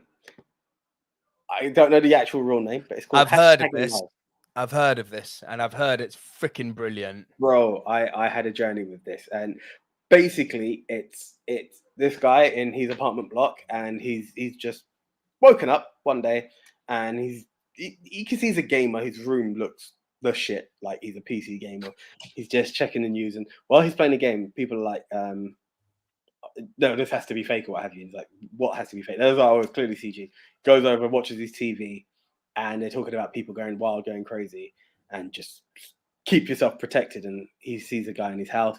Next minute, the guy literally transforms into a zombie, tries to attack him. He just about gets the guy out. Long story short, the zombie invasion kicks off, and he's now alone in his house. He's got his stuff, but he has no family. He believes they're gone, and everything is building. And he's actually at a point of about to, he starts hallucinating. It's really taking its toll. And as he's about to end it for himself, he sees a little red laser. And he's like, what's this? And as he looks over, in the block across from him is another sole survivor in another apartment. And that gives him hope. And they build this friendship and relationship from there, and this bond. And they actually start communicating with like iPads and messages and stuff like that. And eventually get this rope where they start transferring foods over to each other. Essentially, at one point, it's a matter of, will they try to meet each other? Do they meet each other? What builds up from there? But it's a really great story. And there is something about the Asian style of delivering zombie movies that hits it. Yeah, I really appreciate it and gives it more. It's definitely something to watch. Very, very highly recommended movie. Like it's on Netflix. It's out on Netflix. I'll check it. It was on my to see list. I just didn't get around to seeing it. Bro, trust me, there are many more. I think Warrior was one for me, but this one I was able to see in my friend, like Francesco, who congratulations on the new one, buddy. We'll just leave it at that. Hey, don't steal my thunder. No, it's not a baby. It's a career move. It's a career move, but I don't want to disclose it because I don't know who he's told just yet. So he's on to greener pastures. But great guy on the boat, and he recommended this film, and it's a good one. It's a good one, bro. Okay, trust me, it's a good one. No, but I trust you completely. You say Asian, and you say horror, and you say zombie. I'm kind of on it like a car bonnet, mate. That was a very Essex expression. On it like a car bonnet, darling. Oh, love it. Know what I mean? Right, my number 3. What kind of a snob are you? First of all, it's John Lewis, and now, that sounds very Essex of me. Like, be careful, dude. You're going in the wrong territory. Big man, the people from Essex shop in John Lewis, yeah? The two are not mutually exclusive. Have you seen how they dress? They're posher than I am, just because their accent's a bit twangy. Yeah, have you watched Howie? I've seen one episode, and I felt poor. Where's the mustard? Don't come at me with that. Right, so quick comment here for you. Andy Hart says, and if it's sorry, not going back. Sorry, I'm not bringing that up. We're going back into the gun argument there. But guys, please do discuss in the comments. Like, if you want to go at it, like, don't let us stop you. And I think that was a big tone as opposed to me. Yeah. It was. So, my number 3. I was about to say, I hope Andy Hart's still watching, because this is an interesting one. When I remember, I said at the top of the show, I googled what zombie movies, because I usually can fill up my list with 10 like that, and then I try and put some meat on the bones. In this case, I could only get to 5, so I actually had to research that. Okay, fine, what zombie movie should I watch? I came across this little gem, and prior to seeing it, it was on my to see list. And when I put the question out on Twitter, what's your favorite zombie movie? This is one that only Andy Hart mentioned, and that kind of reaffirmed that, okay, I clearly do need to see this. Google says it, Andy says it, that's good enough for me. This is the Donnie Darko of zombie movies. What a fucking film. I am talking Pontypool, the greatest film you've probably never heard of. It rings a bell, believe it or not. It rings a bell, the name. And I'm not talking now. A while back, I've heard that name. Because it's one of those names that was going to stick out to you. Do not watch this movie as a movie. You need to watch this movie as an intellectually stimulating experience. And I'm not saying that in an elitist, snobby way. I mean that legitimately. The whole movie, although it's a zombie movie, the zombies are in it for maybe 2 scenes. The whole movie is set inside of a radio station. It's a radio presenter and his kind of tumultuous relationship with his producer and her assistant. It's a 3-person movie. There's a 4th one who enters eventually, but it's a 3-person movie. It's a kind of, think of it like an LBC, it's a kind of morning talk show with a guy giving his think pieces on what's going on. And what we hear from the people on the street who are calling in, from the other reporters who are out there calling in, something's happening outside. We're learning what's going on at the same rate as the characters are learning, in complete and utter befuddlement and bewilderment. And now here's where the movie... So in terms of premise, it sounds interesting, right? It's like, oh, cool, a zombie movie where you basically don't see the zombies, but you just hear about it. For that to be pulled off successfully, it's got to be very engaging, which it is. Such is the performance of the actors, and such is the performance of the script, because it is something, it is a beauty to behold. Then the movie, I was going to say the movie goes full Arrival, but it's actually Arrival definitely got ideas from this and from the subsequent Tony Burgess book. Here's where we get metaphysical, AJ. Work with me on this. So the zombie infestations, the zombie infections that we see in all movies, it's viruses, they're airborne, they're bloodborne. You get them from being bitten, you get them from eating a piece of fruit, you get them because you're born with them, whatever, right? Work with me on this, because this is an out there idea. This infection happens through language. And then you're like, huh? And then the movie challenges you to think a bit deeper. The movie is set in Canada. Very important, because we know that there's a kind of cultural conflict between the French Canadians and the British Canadians. And it's only when they speak English, certain words trigger this zombie virus to be infected and passed on. Now you think, how the fuck can something like a virus be passed on through language? Think about this.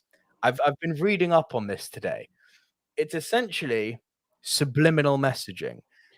It sounds like some kind of massive hypnotism. No, not even close. Think about when someone tells you something that I say something to you like, Arsenal's a shit football team. Your instant reaction is to dismiss it and go, fuck you, you Chelsea cunt, right?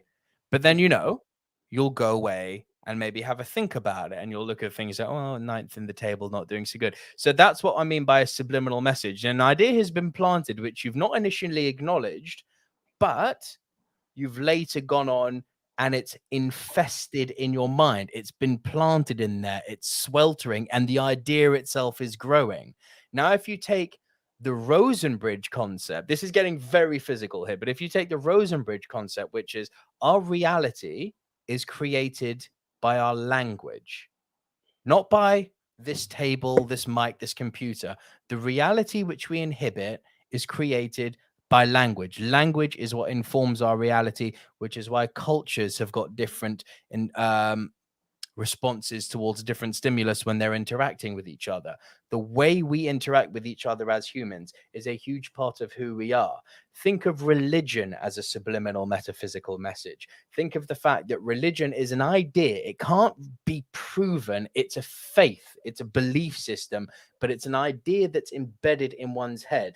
If you look at this movie through the prism of being an allegorical message about the dangers of words and the understanding of Rosenbridge and of how words create our actual realities, and if you can get on board with the idea that a zombie infestation could be brought upon by an infection of language, not literally, but metaphorically and metaphysically, this is one of the movies that I think, like Donnie Darko, is going to be spoken about for years.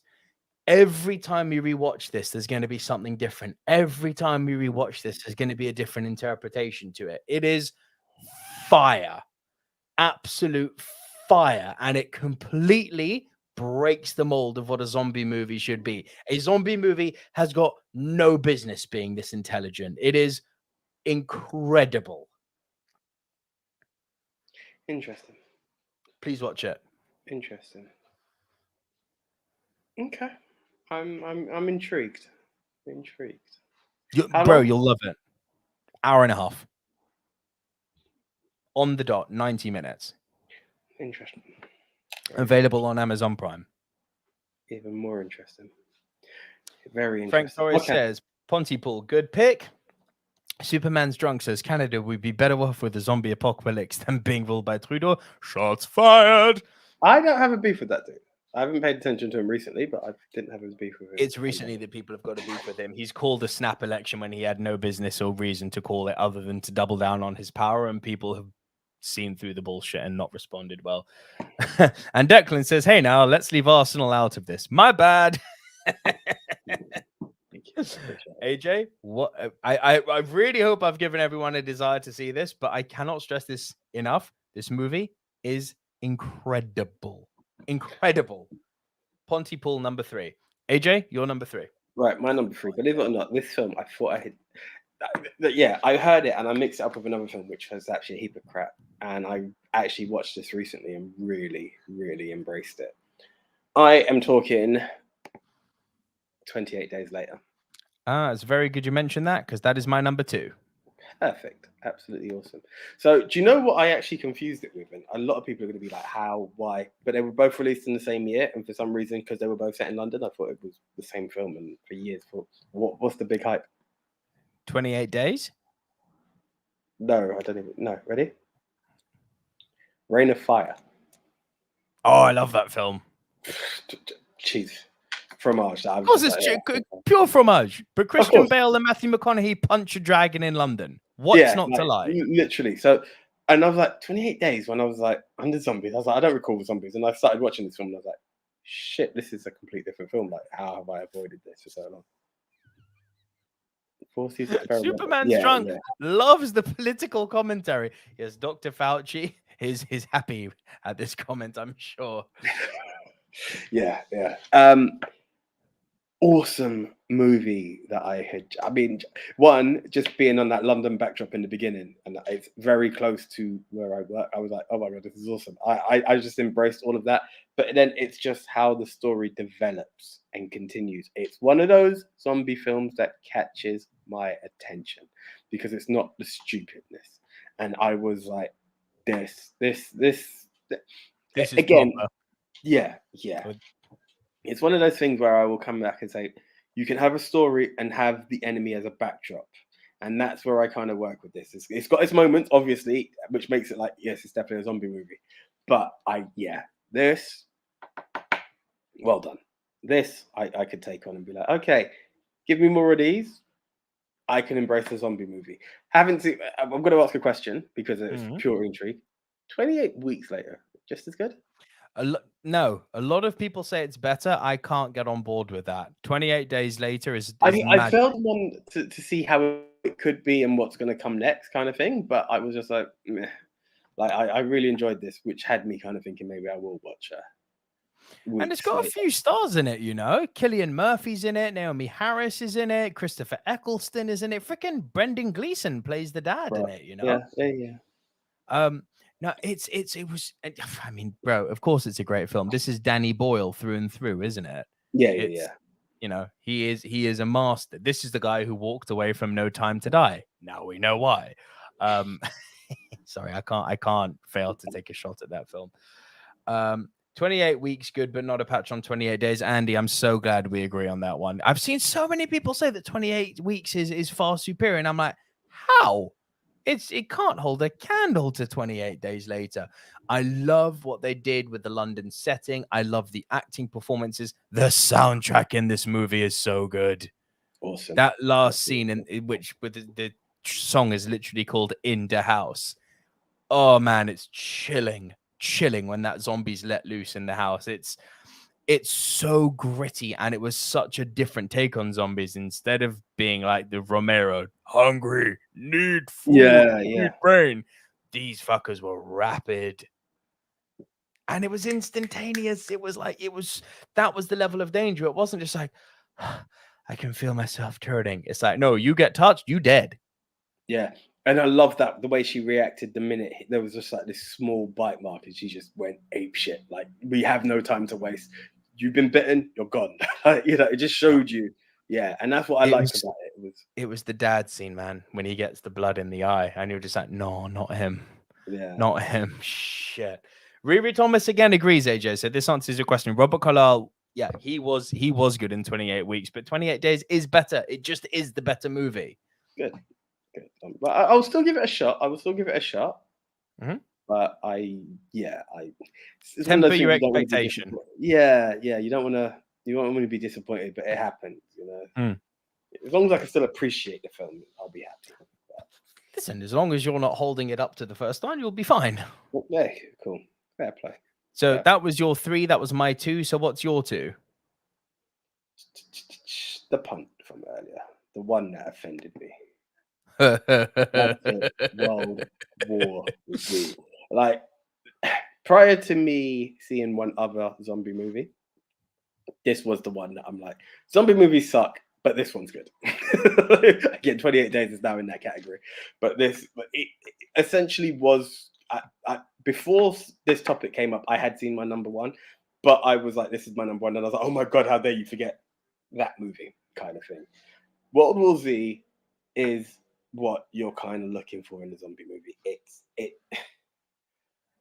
It has the infection, it has the survival rate, but it's not stupid. Which I just found to be the backdrop of so many of these films. Again, it's really weird to say this, but like the top 3 I'm comfortable with. So 28 Days Later was also very, very refreshing for me. You know, you have to see the survival, you have to see the hunt for a cure with this film. You have to see the challenges that come out there. It has that point where you've got the zombie mountain, which I was a bit like, but I'm like, it also makes sense because they continue to keep going. So yes, one's going to go after the other. It's that global phenomenon, but still trying to do what you have to do, the elements of it. And I think Brad just knocked it out of the park as he does as well, which helped the film. He did, and as he always does. I always just feel with this film, I just didn't feel. Obviously, that they are still brainless, brain eaters, but there was something different and refreshing with it, and it very much kind of took and this is David Fincher directing, if I'm not mistaken. It very much took the idea of, you know, speedy zombies from 28 Days Later and very much transformed them into the zombie horde. That's what I liked. It was like if zombies were an ant farm. Yeah, literally. They can climb now. Yeah. No, I had such a blast with World War Z. You call it disrespect. The only reason I put it as my number 7 is because genuinely, I think every other movie I've mentioned, other than maybe Dawn of the Dead, which I don't think is a better movie, but was more influential. I had to give get that. I mean, by the time World War Z came out, there was a lot of stuff that could power it. I get that. And you could say, okay, this is what we're going to work with. And we'll take elements of this, elements of that. I get it. but I just feel that it was a very powerful film. Go on, please don't tell me someone chopping. No, Frank Torres has got quite a good one here. Best World War Z community disrespect I read. Honestly, I didn't notice anything was wrong until they left Philadelphia. Very good. That's disrespect. That's very good. But very funny. Well I played. like that a lot. Well played. So yeah, well, I'm very surprised it's not your number one, to be honest. That's when you said I can't figure out for the life of me what your one is. Unless you've taken my advice and gone with the one that I told you to watch. Well, anyway, I can't drop it now because we're at. Yeah, look, my worst is stop. Before we go there. Well, you can do it, but no, guys, go what? Now's the time to start putting in your top tens. We're at the worst section, which is a nice, good time for you guys to start typing, get them in. Hopefully, you've had enough time to think it through. And we'll read them out once we revealed our number ones. So for everyone watching live, please now fire away in the comments your 10, 9, 8, 7, 6, 5, 4, 3, 2, 1. Please, in order with numbers, what your favorite top 10 zombie movies are. Ping them out. If you've got a Twitter handle, ping that in there too. We'll read them out. We'll shout you out. That goes out not only to our YouTube audience, but it goes out to our podcast audience, which I really wish would translate over to YouTube at some point. I really do. It's a different audience, sadly. Like some are mutual, but it's where you are, bro. We're all over the world. Like not trying to blow the horn when I say that, but it's what time works for you, Mixed Memorabilia says, I'm back. Very good. Perfect timing. Then you can also tell us what your top 10 zombie movies are, Mixed Memorabilia. Nate, I want them in order. Let me know what your top 10 zombie movies are. And now over to our Taki says, not sure I've seen 10 zombie movies. Shaun of the Dead is clear winner for me, though. Wait, hold that fire. I think AJ is going to have some fun with you in a moment. So my worst was the punt from earlier. It is the abomination known as Army of the Dead. The single-handed biggest piece of shit I have seen all year, and I have seen some crap this year. What was annoying about this movie is that it had a nice idea. It wanted to do the whole cocaine bubblegum thing, be really hyper pop, hyper bright, hyper violent, hyper in your face, just energy-fueled injection of entertaining violence. That's what it wanted to do. It was semi-successful with that, but then it just goes off the rails. Then it starts being the usual fuckery that I can't stand with these types of movies, because you don't need to have a very deep plot for a zombie movie. Like, you really don't. It's basic stuff, Heroes need to survive. Heroes need to escape. Heroes need to save some heroes' friends. Heroes, it's basic run-of-the-mill stuff, right? Unless you're Pontypool, then you're then you're amazing. But you don't need to have a particularly deep plot to be a well-received zombie movie. Just ask Resident Evil. This movie decided we're going to do a minutia of a plot, and then we're just going to ignore that the plot's there. So you've seen this more recently than I have, because I've seen this one and I have blanked it out of my memory. Can I be honest? As I say, by default, my worst will be my worst at all points. You talk about the cocaine bubblegum. I felt it being long and drawn out. I was like, are we getting to a point yet? And I felt this recruitment process was somewhat there, and it was like, okay, you're trying to make certain people seem cool, and it was these mercenaries who kind of left that life but will come back. Yeah, so the recruitment's all fine. Do you remember what their motivation for going into the casino was? Going into Vegas was? Was it some kind of a heist or some sort? Yeah, they just ignore all that. Halfway through the movie, they're like, nah, fuck it. The only thing that was redeeming about this movie, zombie tiger. That, I'm sorry, I don't care who you are, a zombie tiger is just not fair and awesome. Awesome. And it's a white tiger. Ha! Nice. A white zombie tiger is just very Vegas. Very Vegas. Yeah, fuck yeah. Fuck yeah. But yeah, oh my God. Why is it that when people discover a camera setting, it's like when someone is editing a photo and they discover the HDR slider and then all of their photos get put up too far and they look really shit? Why is it that someone has only now decided to show what Zack Snyder, what a shallow aperture is? And now every single shot in the movie is just face, but the depth of field is so extreme that even the edges of the face are being blurred to create extreme blur in the background. Who the hell in the camera crew, which director of photography said to Zack Snyder, it's okay, do a really, really, really, really shallow depth of field? Why? And it's one of those things, AJ, where if you don't notice it, it won't bother you. When you see it, there's no unseeing it. Every single facial shot is like here, and everything here, it's all blurred. Like, why are you doing this to me? That's fine. Why? That's screwed up, man. That's screwed up. Yeah, I just, as I said, it was 10 by default because I really didn't enjoy my worst at all when I watched it. And yeah, I can kind of get where you're going with this. I just felt like, yeah, I literally fell asleep watching it, and I was like, I'll go back to it. Even Absolute then, go to it. Dog shit. And there's been some bad movies this year. But AJ, I know what your worst is, and can I tell you, you are a fucking brave man. Of course I am. I know this. You got cojones. You're the man with the big cojones. You're like Tommy Vercetti from GTA Vice City, the man with the big cojones. Because for you to put this as your worst, like, I do not like this movie, and I've been open about that. But to put it as your worst in the sphere that we have, the floor is yours, my friend. Come along. I know the hate's going to be there, and it's going to be like, oh yeah, the guy who doesn't know movies. Of course you don't know movies, so this is the worst. No one said you don't know movies. Shaun of the Dead. I have not been bored more shitless than watching this film. And this doesn't come back to now for zombie movies, yeah?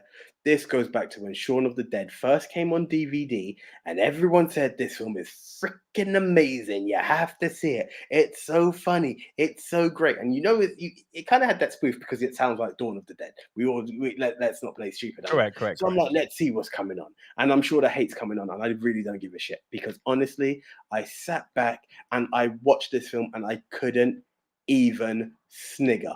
I couldn't smirk. I found the form boring. I found it ridiculous. I found it, okay, I had to have that low budget, but it was shit. Absolute crap. Like, guys, I apologize. Please entice me to hear what you, like, every bit of, what's this? AJ, you should chill out, have a lager at the Winchester and watch it again. Vinyl album needle sliding off. Very good. Like, honestly, I told you were going to surprise people with that. Bro, listen, honestly, I actually like Simon Pegg, but those films that Simon Pegg actually puts out have not done anything for me. I know is it Ice Cream Trilogy or whatever the hell they're called? I don't know what they're called. I just don't have time for them. I really don't. And this Cornetto Ice Cream Trilogy. It's very sweet. Cornetto Trilogy. Bro, I knew they had some trilogy. I didn't even know. And I love Cornettos, which I should have remembered even more. No plug. But honestly, from what I heard of this hype, I just sat there like, are we seriously? Nate says that's like saying you hate puppies. Tucky says humor is subjective. So if you don't like the humor, I can understand you might not like it. I love it. Right, guys, and just to show we are best friends, I'm not going to leave my man hanging alone. No, bro. Is it my worst? No, because Army of the Dead exists. I can't disagree with the thing AJ has just said. I watched that movie way back when. I didn't get it. And I never went back and revisited it until we were counting down our top 100 movies of all time, according to Empire Magazine a year ago. And I think they put Shaun of the Dead at like number 78 or something. So, I mean, the fact that this made the top 100 movies of all time and Scarface didn't still leaves me disgusted to this day. But that's a whole other kettle of fish. But I was like, okay, fine, cool. I saw it when I was younger. Maybe didn't appreciate it. Maybe didn't get the comedy. Let's rewatch it now. I watched it again. And Anya, who's, this is a highly, highly educated woman with the driest, funniest sense of humor ever. We both looked at each other and were like, meh. No, honestly, guys, like, no joke. I don't want to like waste time, and I know there's a time delay between us talking and what have you. What, just in a sentence, what do you find so redeeming about this film? Because I honestly, again, humor is subjective. I appreciate that, but I just didn't get it. And I appreciate you talking to the non-Will Ferrell fans out here. Yeah, big time. But honestly, I've never just sat there more like is that it? And then you get to that point where you're like, can this just finish, please? Because I'm really like done with this. And so that answers Nate's question, bro. Did AJ just hate on Shaun of the Dead? He did. I did. Nate, not as hard, but I'm with him, bro. I don't get it. I honestly, please, like, yeah. Oh, mixed memorabilia agrees. Yes, there's 3 of us. Thank you. Like the Musketeers. 4 including Anya, but it's like, yeah. She's D'Artagnan. She comes and goes. Like, and going back to whoever asked if I hate puppies, I think it was Nate. No, I love the Hendrix puppy. I'll never buy one, but yeah, I think they're cute. Paul Tams has just joined us. I'm late. Where are we up to? We are up to our worst, which might surprise you given the placement of Shaun of the Dead, Paul. But AJ despises Shaun of the Dead. Yeah, I can't do it, I guys. dislike it. My hate is not as deep for me. And Declan says, blasphemy. Yeah. Andy Hart is very understanding, which is why I love Andy Hart. No hate. You're entitled to your opinion. Not my favorite movie, but I like it. Fair enough. I just honestly like I and the thing is, I love British movies. You know, I love a chance for us to display our humor, and this is what hurt me even more. Bro, but what I'm getting at is, I'm kidding. Leave it. But you get what I'm saying? Like, let's take a Snatch. Let's take a Lock, Stock. Let's take a Full Monty, where it's, you know, maybe you think the rest of the world might not appreciate our humor, but I have been. Shit, let's take an Austin Powers. Yeah, thank you. But do you get what I'm saying? All of this, and then it's like, here we go, British movie. Let's see what's coming out. And I was just like, I couldn't. Big Tone has answered your question. Ant D says, why people like it is because it's simple humor that localizes the zombie apocalypse. Fair play. There's this really sad part of me that like feels like it's entitled to a rewatch, but I don't think it's going to change anything. And the fact that you've seen it twice also makes me really cement it for me. But hey. Stand with Kyrie says, AJ, Shaun of the Dead is what every other zombie comedy is ever missing. Don't Stop Me Now by Queen blew my mind. Such a goofy ride. Not sure how you can't smile while watching this. I get it. Paul Tam says, oh man, Shaun of the Dead is great. Just a British love letter to the franchise with great British humor where we wouldn't even notice an apocalypse if it was... That I kind of actually agree with. We are a bit head in the sand when it comes... Think about the football culture, right? And I say this is a bigger football fan. No, I get it. I'll be the first to shit on some of the culture surrounding football, right? But there are legitimately people who like take football so seriously, and you know it is the high point of their week. They don't have a. I'm guessing here, but this is just what I've been told by other fans. You know, I've said I don't have a particularly good life. I'm single. I don't really like my job, but when I'm down at the stadium, I have a blast. It's the highlight of my week. They live for it because it brings them joy. There is very, very much something intrinsic with British society about doing a kind of a head in the sand thing. So there's what Paul's just said does resonate with me. I might watch it. Really? Pub? What's help? What, another word for a pub? Bar. Oh, bar. Yeah. Oh, wow. God, that's weird. Yeah. Got very English there. Yeah. A public house is what it's short for. Yeah. It's just bar. Those bars It's a where bar. we go to. Yeah, it's a bar. Wow. And Andy Hart says it both has fun with the genre at the same time as embracing it, just like Zombieland. I agree with that. But I appreciate Zombieland a lot more. Like, yeah. Let's go for a pint and wait for it all to blow over. Yeah, that's what I would do. It's very British, that, isn't it? And Superman's Drunk says, best Simon Pegg movie comedy-wise, man up. Tucky then says, I do love those Edgar Wright close-up cuts, though. And Frank Torres says, this is the kind of response I get when I tell people I didn't like Lady Bird. Nico, hello, that's me. Okay, cool. Yeah, right. Okay, so over to our best then. Our number ones. Now, for me, this is an absolute no-brainer. Again, we were talking with because it's about zombies, but go on. Right.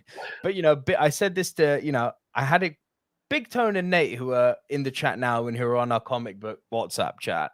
You know, they're well versed in movies and they're well versed in all things geekdom, just like our Twitter community is. I'm gonna hazard a guess that they haven't seen this either. I'm hoping it's your number one, AJ, and if not, fucking blasphemy. But number one from the wonderful Korean cinema, Train to Busan. Oh well, Nothing. I'm No? actually going to let you down. No, I'm joking. It's Oh, my man. bro. Yes. But I can't remember. I know for a fact it came up in movies about trains, and I think it was my number one then as well. I can't remember. Like, yeah, you recommended No, it. the Denzel movie was your number one. I remember that very Unstoppable. clearly. Yep. That's weird. That's weird that came as number one. Maybe because me in real life, that's the problem. But Train to Busan must have been about 3 then, because I think Snowpiercer was Nothing touches this film. This film absolute has power of a movie. everything. The acting is solid. The fact that they've managed to give me a legitimately engaging father-daughter story against the backdrop of a zombie apocalypse and a convincing father-daughter story that is wonderful, beautifully juxtaposed with the really, really big dude whose wife is pregnant and who's kind of the model of how this father should be towards his family. He's there, he's present, he's there to protect them. So it's almost while dealing with this zombie apocalypse, this dude is having to go through a complete, identity crisis and reality check about who he is as a person and just how much he's failed as a father. Now, I'm sorry, to tell a story as effectively but as beautifully simplistically as this movie does, while giving me, I believe this genuinely, single-handedly the greatest zombies that have ever been put to screen, nothing touches this film. Nothing when it comes to zombies. This is the Magnus Opum. This is the godfather of zombie movies. So can I just bring up a few comments here? Okay, Tucky, I'm just going to acknowledge, still prefer Hot Fuzz and World's End. Again, 2 films I can Hot Fuzz I prefer. I agree with that. Superman's Drunk was the best answer. Train to Busan became my number before the movie hadn't even finished. Exactly. It's such a powerful movie. Yes. Number one. Yeah. Louis Thomas. Yes. Frank Torres. Great pick. It's a rush. Nate. I did enjoy Train to Busan, but I must admit it didn't resonate with me as much as I'd expect. I think it was hyped up to me so much, my expectation. That can happen. That can happen. That can happen. That's a very real that was thing. me and Deadpool. Go for it, Mixed Man Rebellia. Superman's Don't bother with. Sad because Not I did going near it. I was tempted to watch it. Paul Tams. I think Dawn of the Dead is number one. Night set the stage. Dawn kicked the door open. No Dawn, no day. No 28 Days Later. No Resident Evil. No Walking Dead. Highly influential. And Mixed Rebellia. So well said. I'm not a zombie fan, but yeah, I'll rewatch this again and again. This is the problem. And that's how I feel. It was a very, very, very powerful movie. Great movie. So what I previously said to you earlier, and I just wanted to let you know, because I dabbed on it, but I didn't want to go too far because I still had to finish other movies. There is actually a prequel out there, animated prequel called Soul Station. So that's no shit. Yeah. And without going too deep, to tell you how much of an impact it has, and I haven't seen it, so I don't know how true it is. I think it's got 100% on Rotten Tomatoes. So that's wow. Go, man. Yeah. Okay. Yeah. But sticking on, staying on target. Train to Busan. Stay on target. Very good. Beautiful. Ooh. You're even giving me a Star Wars reference, AJ. Whoa, getting all shaky today. Love it. AJ talking zombie movies and dropping Star Wars references. Stay on target. Love it. Right, let's just read out a few people's 10 choices then. Big Tone here says, number 10, Resident Evil, the series. Bit of a cheat, but I'll allow it. I was going to say cheap as hell. 9, Night of the Living Dead. 8, Shaun of the Dead. 7, Night of the Living Remake. 6, Zombieland. 5, 28 Weeks Later. 4, Dawn of the Dead Remake. 3, World War Z. 2, 28 Days Later. 1, Dawn of the Dead. My man Big Tone hasn't seen Train to Busan then. That's the only thing I can put that down to. Frank Torres says, number 1, Train to Busan. 2, Snyder's Dawn of the Dead. 3, 28 Days Later. Very interesting. Then we've got Andy Hart, who says 10, Night of the Comet from 1984. 9, The Plague of the Zombies from 66. 8, I Walk with the Zombie from 1943. 7, Pontypool, too low. 6 versus... Okay, Mr. World War Z. 5, Train to Busan. 5, 4, 28 Days Later. 3, Evil Dead, 2, Wreck, 1, Dawn of the Dead. You cannot put Train to Busan solo. Well, you can. It's your list. I don't know why the hell I'm preaching. Superman's Drunk says, my top 2, Day of the Dead and Train to Busan. Declan says, 5, Warm Bodies, 4, I Am Legend, 3, Resident Evil, 2, Shaun of the Dead, and 1, Zombieland. Warm Bodies I actually did want to see. It actually sounded kind of fun. I haven't. Drink Up, I haven't heard of it. Nicholas Hoult. Yeah. A zombie who starts to redeem human qualities. It sounds nuts, but it also reminds me of Angel from Buffy. So I was like, hey, sounds cool. Yeah. We got to Rushmore this shit now, AJ. Sorry, before we go there, Andy did say, Love Train to Busan. The sequel is terrible. The big one to add to your watch list is Wreck, the Spanish movie I mentioned. Yeah. Quarantine is really interesting. Paul Tam said, Soul Station animated movie is fantastic. Peninsula was such a letdown. Cool. You always know you're doing bad when a movie says Train to Busan presents Peninsula. It's like, yeah, when you're present, it's never a good ending. It's never a good ending. Paul Tam's great shout. Wreck is a great shout, sorry, and has said he hasn't seen Train to Busan. And it's on Amazon, and I think it's also on Netflix. You've got to get on it, bro. It's absolutely incredible. Best recommended zombie movie screaming, I'm running this monkey farm now, Frankenstein, and I want to know what the fuck you're doing with my time. Which movie is that from? I actually don't know that line. I'm not sure, but hey, all good. We got to Rushmore this shit now. Now, I think the 2 absolute given are Train to Busan and Dawn of the Dead. Despite the fact that Dawn of the Dead is my number 6, just because of the freaking influence that movie's had, you have to I'm not opposed to it, right? But then I do feel like we've also got our next 2 potentially in there without bullshitting. 28 days later. I'm actually dropping World War Z very casually in there, but 28 days later is definitely in there as well. I would agree with that. So we've got 3. So just put them in the private chat, bro. Yeah, that is. Do you know why I mark it here as well? When I have to go and our topics were, it also helps me there. And guys, this is again your chance to get involved with the building of this Rushmore, because as we build the Rushmore, remember, we then put it over to Twitter. We put a poll up with the 4 we've picked, which make up our Rushmore, and then you guys need to actually go and pick the winner. What kind of disrespect? What?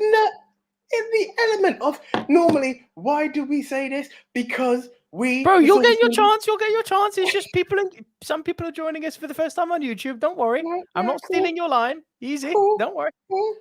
I give you your whole intro of how the Movie Mount Rushmore works. All I say is punt over there. Just, I need to prove Andy right. This week is... You get to say the title. So we've got 2. And what was the third one you said? 28 days later, obviously, yeah? Yeah. So, guys, for the moment, let us know if you disagree with this. But the 3 we've pretty much got locked in are Train to Busan, Dawn of the Dead, and 28 Days Later. For those 3, is there any disagreement? Dawn of the Dead, 28 Days Later, the original Dawn of the Dead from 78, 28 Days Later, and Train to Busan. I think we can agree those 3 have to go on there. I'm just putting it out there. Is anybody opposed to World War Z? Just put it out there. Opposed? No, it's a fantastic film, but I'm just contemplating if there is anything else that needs a mention here. See, I would like to say Pontypool for what you've said, but no chance. It will be eviscerated. This is what Pontypool, in terms of quality, Pontypool should be on there. No one's bloody heard of it. It is honestly the Donnie Darko of zombie movies. This is, bro, AJ, you and me are going to be talking about this movie in 10 years' time, in 20 years' time, just like we are Donnie Darko. I promise you. There is so much freaking mindfuck going on with this movie. It's ridiculous. So Frank Torres agrees with our top 3. Okay, Declan, you need to behave with Shaun of the Dead. That is, hang on. He's got a point here, actually. Because remember, I was just about... Zombieland. If we're going to be diverse, Zombieland would take a position. I can't... No, Shaun of the Dead. Do you know why? No. Listen. I do not like that movie. I really do not like that movie. My hate for it doesn't run as deep as yours does. But I'm being honest here. I really do not like that movie. But I can tell you this. When the question went out on Twitter, what's your favorite zombie movie? The amount of people that came back with Shaun of the Dead was frankly intimidating. And I think for this But poll to then be well let's balanced, put it it in does the need same to be up there. category as Rocky and the rest, and put excluding Shaun of the Dead. There I is no don't think way so. in a I given don't think conscience, Shaun of the in Dead a is Rocky given territory, conscience, mate. in a given conscience of me being a co-host to this show, I cannot have that on a Rushmore. I flat out refuse. Well, Riri Thomas disagrees with you. As much as you guys don't like it, Shaun of the Dead would make it a closer list. Declan then says, I think that Zombieland or Shaun of the Dead should be on the poll. Guys, Right, AJ's a lot more passionate I'm just going to put it out am. there. I can be very stubborn, but I am a man of the people. That is so vain, but fuck it. Right, here we go. The people's champ. I am literally putting it out there, guys. You have World War Z, you have Zombieland, or you have Shaun of the Dead. I am going to take the top 5 answers, and that will put it down. Yeah. Yeah, guys, okay. So over to you all watching now. You just got to be a fast typer. You've just got to be a fast typer. The first 5 answers, the one with the most votes wins. So you are picking between Shaun of the Dead, Zombieland, and World War Z. Pick between those 3. What makes up the final spot? Sometimes Anthony's blocking. You guys do it. You guys put Solo in the Rushmore because Solo's a freaking awesome movie. Solo belongs in a Rushmore when Unlimited Power doesn't, big man. We've got one Zombieland from Declan. We've got one Shaun of the Dead from Kyrie. We've got 2 World War Z. It's done. It's done. Thank you, guys. Thank you. And mixed memorabilia on top. Yes. Love it. Andy says World War Z. Superman's Drunk says World War Z. Andy Hart says Zombieland. Riri Thomas says Shaun of the Dead. Mixed memorabilia, World War Z. Declan, Zombieland all the way. So we've got Zombieland. If we stick to the top 5 rule, then World War Z's made it. But if we're going with overall numbers of people who've just responded, if you want to play that game, I'm not saying we have to. So I'm just I'll tell you what, and it hurts. It hurts. Oh shit. Yeah, go on. Yeah. Right. Sorry, Charles. I'll show you a statement. Yeah, I'm gonna just stop it. Yeah, you guys. And again. Right. All I'm saying is, because we're doing diverse, and as much as it hurts me to eliminate World War Z, I can liken it to others. Zombieland is a comedy, which is different. So Shaun of the Dead. So that argument's just fallen flat. Yes, but you literally said that between the two. Fuck it. I should go with just World War Z because I'm gonna go. You've literally just eliminated it. No, but I was literally because we was at World War Z and I saw a few Zombielands come in, but now the Shaun of the Dead people are coming out left, right, and center. Bro, like I'm you know what, guys? Being straight with you. I do not condone that movie. I'm with you. I don't. You know what's actually funny? You didn't put This Is the End in there, just out of interest. Just how's that a zombie movie? Is there no zombies in that? I swear not. No. The devil comes to Earth. No, fuck it. Who cares? The film was shit. Anyway. Andy Hart said, and he's one of our Twitter community guys. World War Z will get killed on the poll. Toss a coin on the other 2. Bro, listen. I've been saying week in, week out. Oh, go for Shaun of the Dead. If it wins, it wins. Because you know what? I'm not even a zombie fan. So while I'm defending it, I don't give could win. I hope it doesn't win. It will actually piss me off, but it is what it is. You guys have spoken. I'm not going to be voting. So let it rest on your heads that you honestly believe Shaun of the Dead.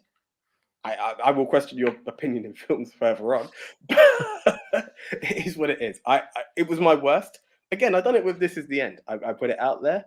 I was right. I was like, it has no love. If you guys honestly want it, go for it. We're done, AJ. We're ready. It's actually quite an interesting poll, this one, I have to say. Do you know what bugs me with this? Yeah, and I say this, and I will say it with love. This would have never been there before we went interactive. Not a freaking chance in hell. Yeah, and before we went interactive, we went on YouTube. Now we're on YouTube. We're interactive. No, just saying. That's like saying the movie wouldn't be good if Batman wasn't in it. Batman was in it. Bro, listen. Yeah, when we go through the silver screen dudes had to go through the challenge of that's based on our views. This was our We entertainment. haven't done We that told challenge people in a this was long time again, because we have an interactive but community now. again, this is where I feel like I'm betraying myself, and you should feel it too. We say 4 must-see movies. How dare we? How dare we, the silver screen dudes, hate a film and then say it's a must-see? It's good for the poll, but in the words, our very own words of must-see, this is going to go down as must-see. To a lot of people, Shaun of the Dead is must-see. And you just said you're a man of the people. Anyway, it's cool. It's cool. It's done. It's done. I don't understand you people sometimes. What do you mean, you people? I love you people, but I don't understand you people. Film fans. Coming in all shapes and forms. Sorry, I felt like Al Pacino from Tropic Thunder there. What do you mean, you people? Now, what do you mean, you people? Declan, I completely second this opinion. Zombieland is a must-see. There we go. AJ, I agree. But I just think that to make the poll a little bit more balanced, Shaun of the Dead will bring more balance to that poll based on the amount of people if it crushes every other film. I don't think it will, If mate. it crushes every other film, on your head be it. On my head be it. Okay. It makes me question if we should ever put a poll out again if it crushes it. But... easy. We're good friends with JT at We Love Movies. Can we keep being nice, please? Listen. Yeah. Are we good? Have you got it out of your system? Are we good to go? Yes, no, we're good. It's not out of my system. It will not be out of my system. And then what makes it worse, I've got to wait freaking weeks to find out what the result is. But anyway, let's go. We'll get to that in a minute. Ladies and gentlemen, the official movie Mount Rushmore of zombie movies, in no particular order, is Shaun of the Dead. Our second entry is 28 Days Later.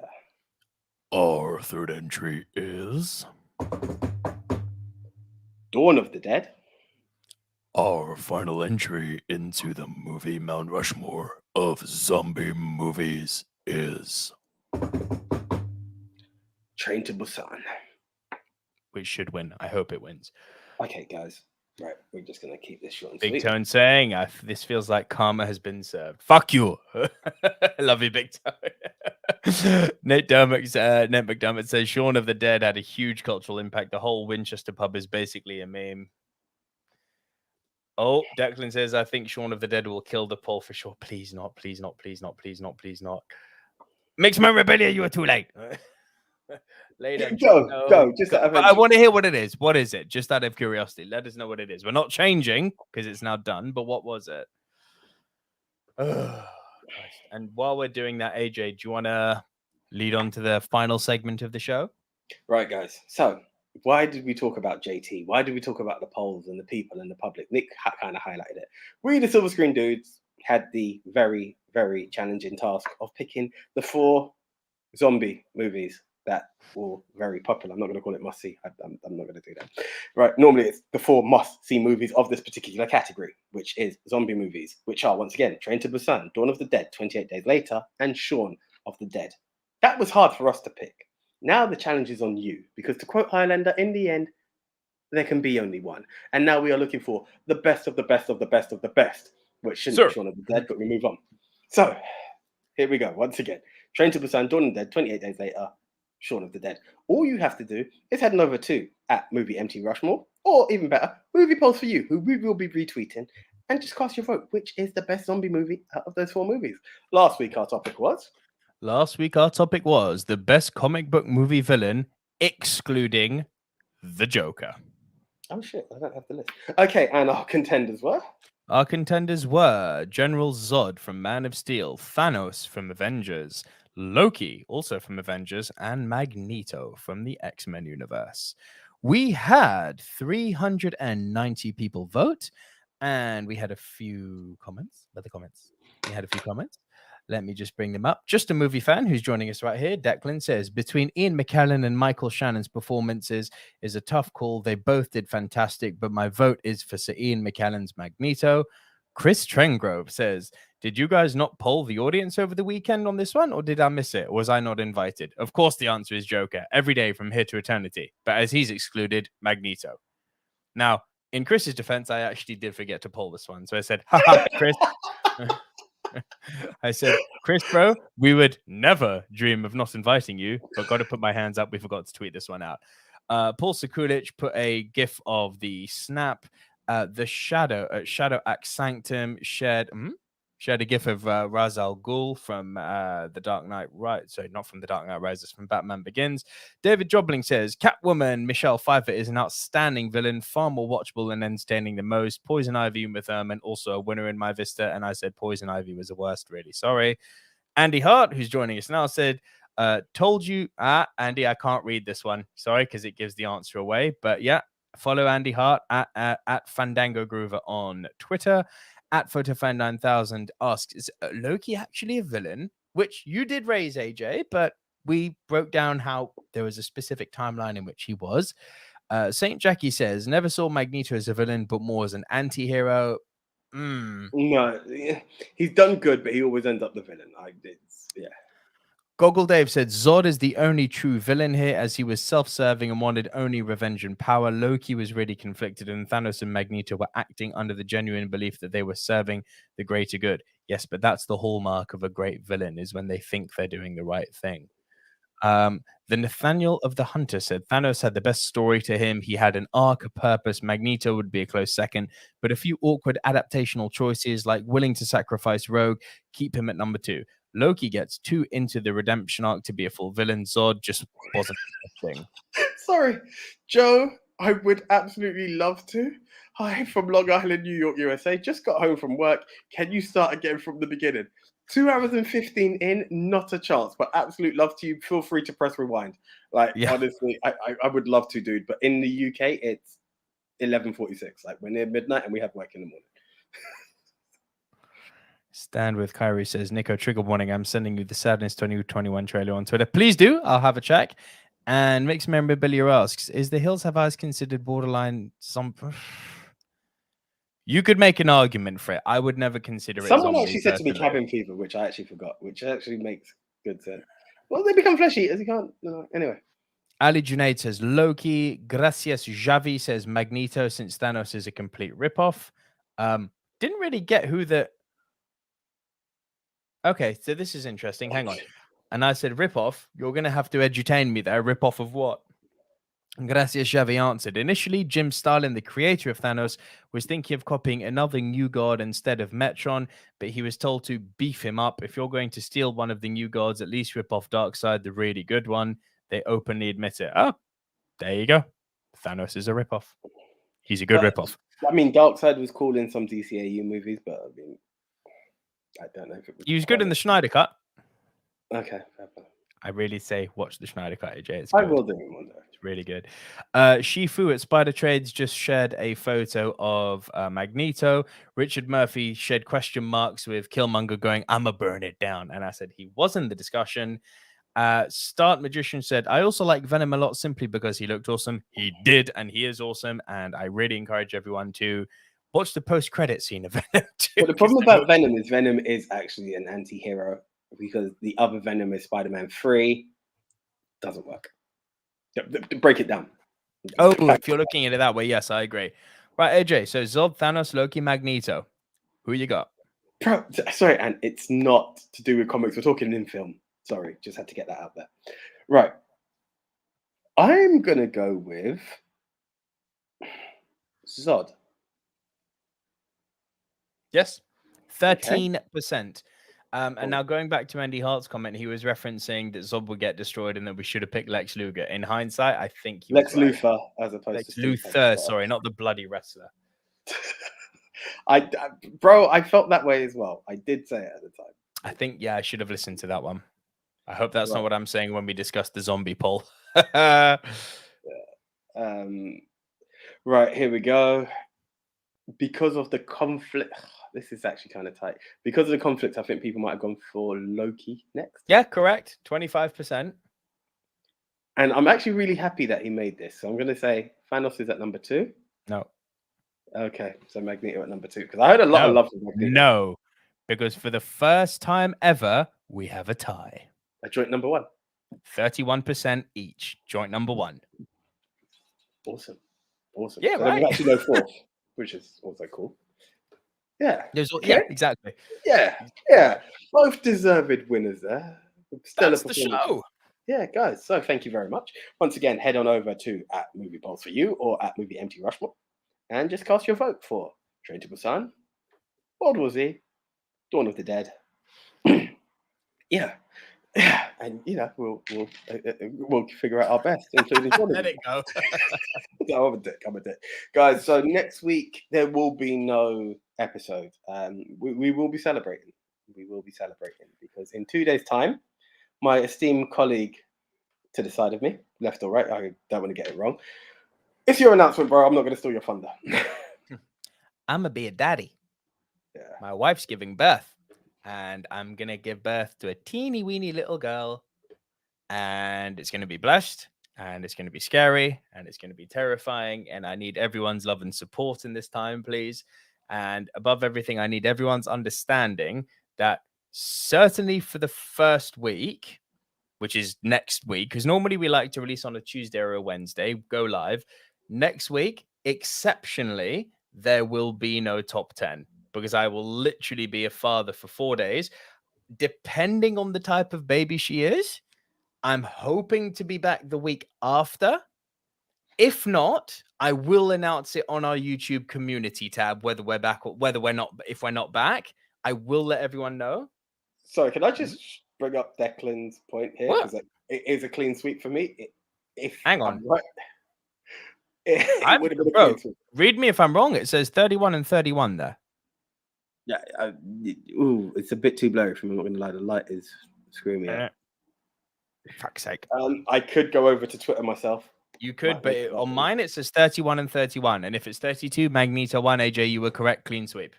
Yeah. Anyway, can we, baby go on. Yeah, it's your time. It's your moment. It's, next week is off. We are aiming to be back the week after. If for some reason we're not, the longest we'll do is a 2-week hiatus. Can I be real? Go on. As much as I love everyone, this is parenthood, and we are understanding. Like take as much time as you need, bro. Like, yeah, I can't put a time limit on you with this shit. No, and I'm not imposing on myself, but I do think with Anya doing a year of maternity leave, and I've very much got to. This is why I've married a fantastic woman. She's very, very much encouraged me to, stay on target and keep my life in order as much as possible. There will be some things that obviously have to give way. I'm not going to be able to video game as much as I like because I'm a massive fucking nerd.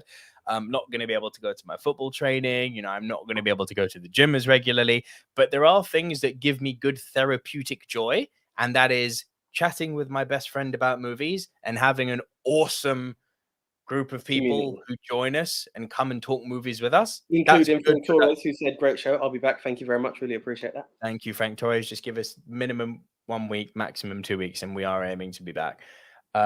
This is a great day. I agree. Thank you, Big Tone. And Riri Thomas, thank you so much. And Andy Hart says, congrats and congratulations. 2030. It all very much depends. If I talk a bit more quietly, because I think she's going to be in the room next door when she's born. So we're going to be very, very quiet when we do the Movie Mount Rushmore. Oh, have you not seen that movie? That's fucking awesome. It might be a bit more subdued. More of a challenge for you than it is for me anyway, like in standard. Pretty much. I'm the loud one. This is very true. But no, we are taking a week hiatus, possibly 2. We are going to aim to come back after that because we've got such a good group of people going here and actually joining us. And I don't really want that to go to waste. It's all very well people showing support now, but out of sight, out of mind. If you stay gone for too long, you stay gone. No, I get this. And YouTube is one of the key points in proving that. But I'm gonna take off the screener hat for a minute, and I'm gonna become not AJ, but hey, the guy Anthony Jordan, your bro. Your bro right here, not your co-host, your bro. Yeah, I was there when the announcement was made. That was a Ministry of Wrestling episode, guys. Go check it out. And I've been there for the journey. I was honored to have been there when the little lady was there with you guys for the wedding, which was minimized due to the global one. And to believe that this moment from two guys who knew each other at 15 and running around just mad, isn't it? going to watch, they're excited to see Daredevil. Yeah. We celebrated your birthday by going to see Daredevil. 16th birthday, we went to watch Ben Affleck's Daredevil. Ugh, ain't that true? Yeah, there we go.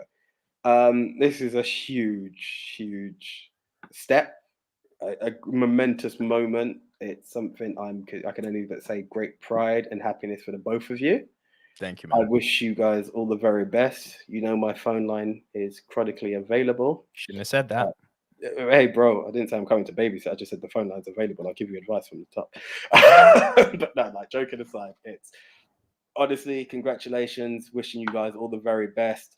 With what I do, I can't promise I will be there because I'm in contact with the absolute public at all times.